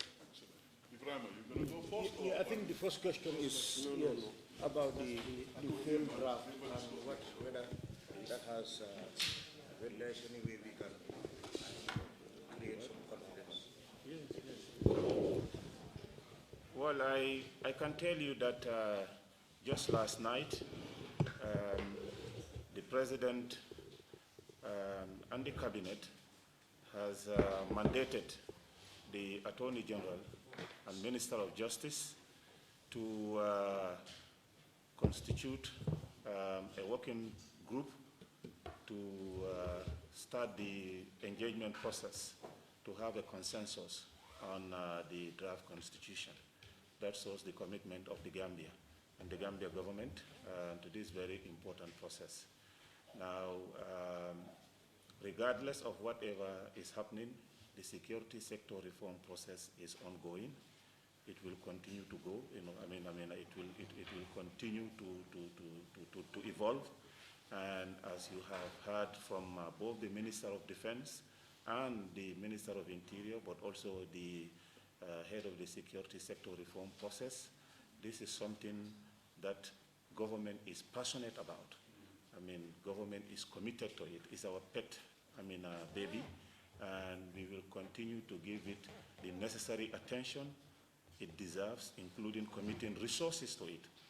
And that is why, a draft bill is coming that will clearly define the role of the National Security Office within the overall government bureaucracy. And for the first time also, as you have heard from the Defense Minister, we are going to have a national defense policy. These are all important reform processes that will define the character of our national security reform process. We have also seen, for the first time in the history of this country, a manual being developed, printed and conceptualized by the Gambia Police Force to help new recruits understand because most of these people for 20 years were part of a system that is completely different from what we have now. So today, a manual is developed that is guiding them, that is supporting them. You have heard in the prisons where prisoners are being trained in different skills so that when they go out, they can go with something and start a life. So these are things that are unprecedented and they will continue. So the reform is not only talking about, tangible things that you can see and touch, but these are things also that will have very serious impact on the lives of not only the target beneficiaries, but also the institutions. So really, I think, the commitment of the government is still very high, and the political will is there. There is a strong political will from the president to his, key ministers that are part of this process, the entire cabinet, the National Security Office, but also key influencers in the society.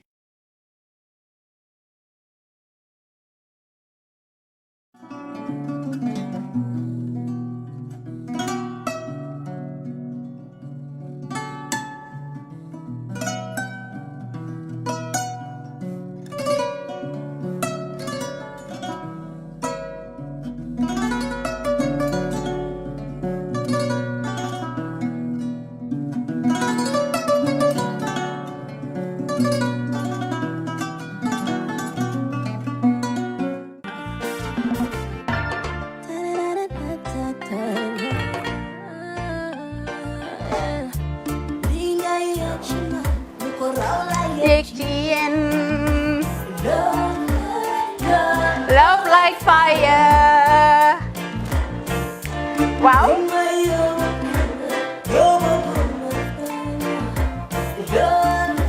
Love like fire. Xam ngeen rek affaire bi xam ngeen fan la? Skincare la.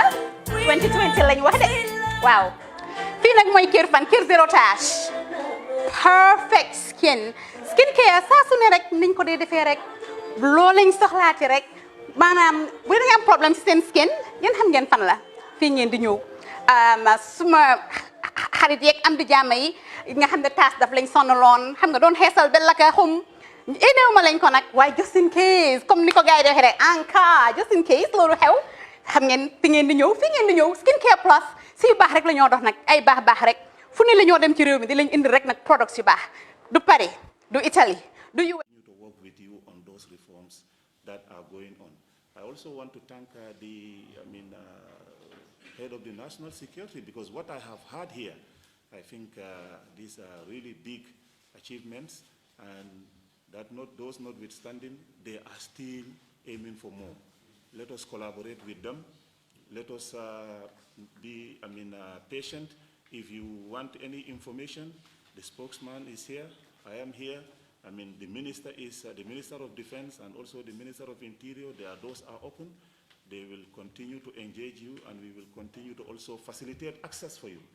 If you have, more information that you want to give out but you don't have answers for, just please liaise with us. We will provide. And also, for the first time, we have seen the various, forces. They all have very active communication units. This is unprecedented. You want anything clarified from the armed forces, Major Sanyang is here. He easily provides. The police force also the same thing.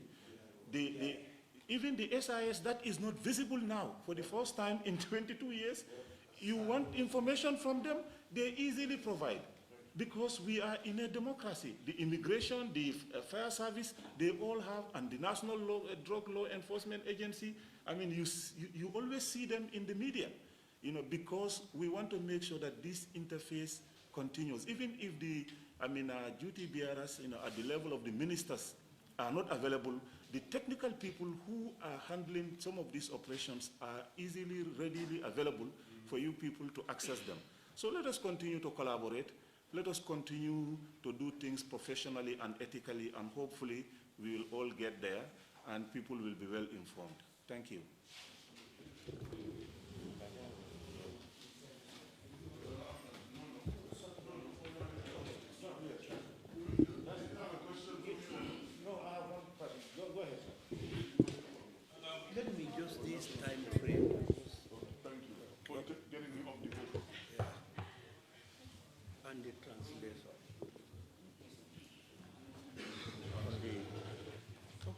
Thank you very much.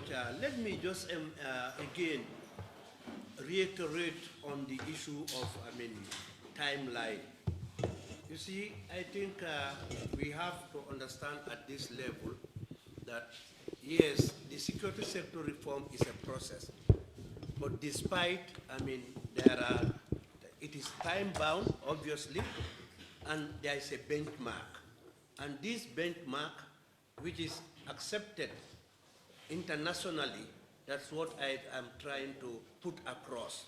But nonetheless, and notwithstanding, that doesn't mean that we are dragging our foot and we are, ensure we are moving towards or looking at 5 years as our target. No, we are doing everything possible. But as a process, there are challenges, there are constraints. So we just want you to bear with us on that aspect. Yeah, and then the second question that's very important is a concern that I will take up, with the steering committee. You know, other than the National Security Council, we have, a level in our coordination strata. That's the this Security Sector Reform Steering Committee. They also assist us, they give approvals to some of the suggestions. So it is important, like, the Honorable Minister have stated, when you look at the Gambia, you look at the literacy, level, the percentage, obviously, it comes to mind that anything that we are doing, we should consider, translating the English version to, vernacular, so that, our brothers, the Syrians, the Fullers, and then my Koto is there, and other, local languages, so that we can all be part of it. Or else we will be discriminating a huge and a chunk of the Gambian population. So thank you for your concern. Yeah, Mr. Sano. Yes. Good afternoon to you, honorable ministers. I don't have a question. I just want to contribute. Yeah, obviously. SIS. Contribution. One of the contentious issues that affects us with our able journalists is the fact that, like somebody mentioned, the importance of having a case investigated before publication. In the National Intelligence Agency, until recently, I was the director of training for the past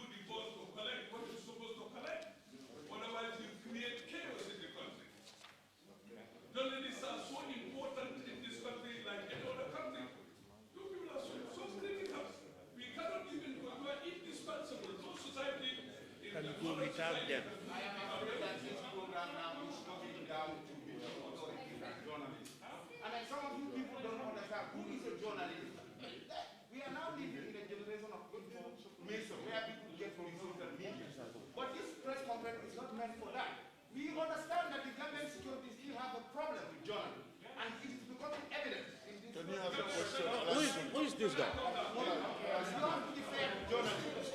Hey. People are attracted. People go to social media, they write whatever they want to write. Hey. You are calling them journalists. I want to appeal. Please, please. It's not fair. Appeal. I'm appealing to all of you, my brothers and sisters. I think Mr. Silas will let some of these government officials to know who is a journalist and who is not a journalist. Alaji. Is this Alaji West Coast? Yes. Alaji, of all people, at least, no, It's okay. Mr. Sarah, just hold. Alaji. Alaji.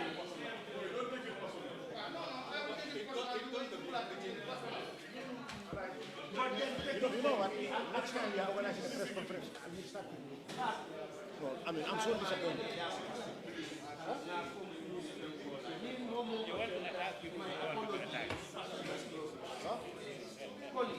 Mr. Sanos, it's okay. My brother, a personal apology from Baji, no, there is nothing to apologize. No, it's okay. No, hold on. No, Baji, please. I must take responsibility. I'm the chair of this program. You see, when I started this program, I crave your indulgence to at least exercise some degree of propriety and decorum. You know, we are all journalists. At least I know I'm a journalist. I know that. Nobody should even tell me that. I know that. But just to stand and start talking Alaji, and you have a chairperson and you know me very well, without even taking permission from me, and to just interject, I think you need to apologize. You need to apologize. And I'll take it up specifically with Peter Gomez. I think, no. This, no. No, please. It's okay. No, please. You look. He has apologized. He has. It's okay. I think you are somehow not fair. It's over. It's over, please. No, if No, hold on. There is nothing that stops him. No. You see, anyway, this press conference is over. I thank you all for taking your time, coming here and asking questions. We will have another press conference. It's going to be more organized, trust me.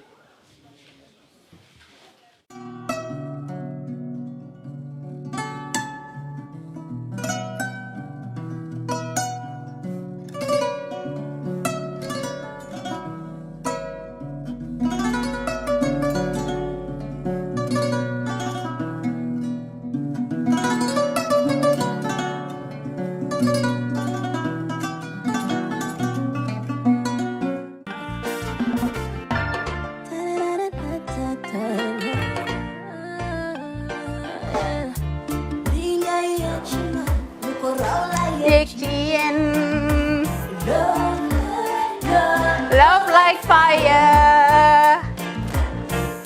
Wow.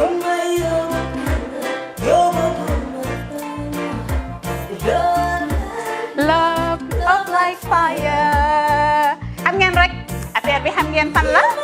Skincare la. 2020 lañ wax de. Waaw. Fii nag mooy Kerr fan, Kerr zero tache. Perfect skin. Skincare saa su ne rek niñ ko dee defee rek. Loo lañ soxlaati rek. Maanaam bu ngeen am problème ci seen skin ngeen xam ngeen fan la fii ngeen di ñëw suma xarit yeeg am di jàmm yi nga xam ne taas daf lañ sonaloon xam nga doon xeesal ba la ka xum éneew ma lañ ko nag waaye just in case comme ni ko gars yi di waxee rek en cas just in case loolu xew xam ngeen fi ngeen di ñëw fii ngeen di ñëw skincare plus si yu baax rek la ñoo dox nag ay baax rek fu ne la ñoo dem ci réew mi di lañ indi rek nag products yu baax du Paris du Italie du USA du fi mu nekk nii sax boole nañ ci nag Sweden fu nekk lañ leen a indilee products bu dee tamit nag da nga ñuul rek ñu lay jamaa natural beauty that melanin dripping we do have stuff for you as well emuñ si skincare products rek ñu ngi ci cuub yi tamit fu ne la ñoo jaar in fact sax last commercial bi ñu defoon waxuñ leen woon dañoo dox ci ay kawar 9A grade rek nag waaw we do have bundles as well hair si lu ne la ñoo dox ñun ñu ngi ci rafetal jigéen rek luy taaral jigéen rek waaw boo leen di tukki tamit bëggoon rek classic suitcase ñu dañoo dox ci ay Samsonite duñ dee indi any brand of suitcases though other than Samsonite comme li ma dee wax rek boo eggee airport dëri Samsonite dafa am nuñ laa xoolee waaw ngeen ne lan nag waaw skin ci moom la ñu gën a xamee nag skin care products ci moom la ñu gën a xamee ñu ngi dox tamit bentee tamit si ay dàlla man waaye man nag skin care mooy suma specialty xam nga rek jigéen bu sa xar kanam réglé loo def mu jag am nañ Patricia Reiner Kiwi Eye the whole range Lighten Up Gold Tomatine I mean the list can just go on and on and on and on lépp loo xam ne rek luy taaral jigéen la ci yooyu rek la ñoo dox skin care plus nag emuñ si Gambia rek ñu nga United States ñu ngi Gambia fii ba pare bu dee yaa ngi anywhere in Europe mun nañ la ko mail within 3 days rek ñetti fan rek nga jot say diw emuñ si loolu rek dañ laa consult tamit balaa ñu laa jaay diw dinañ def a free consultation pour wax la rek exactly li nga xam ne moo méngoo ak sa kanam dinañ leen wax tamit ne rek am nañ perfumes you know fragrances men's shirts accessories we do dresses as well we do blouses I mean we do shoes name it we do them Skincare Plus 2020 is our year of perfection zero task fi mu nekk nii réew mi fii kenn waratu fi task kenn waratu fi am problème kanam kenn waratu fi am problème yu picca boo ko amee dafa fekk ne rek ñëwuloo ci place bi fii love like fire bring my yobo guma fine love like fire ni betara dinga kedoni ni naye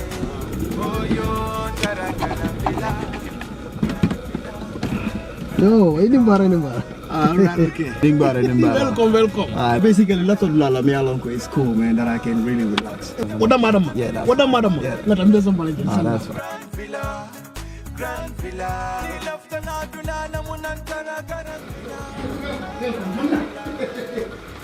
Grand Villa. That's fine. Slowly. Yes. No. Yeah, actually, a lot of people are basically me alone can very relaxed. So it's basically that I can understand. It's very relaxed. Nina from Nice, what? Nidia, Nena Grand Villa is the best guest house in the Gambia. Beji and the Grand Villa Guest House. Na labu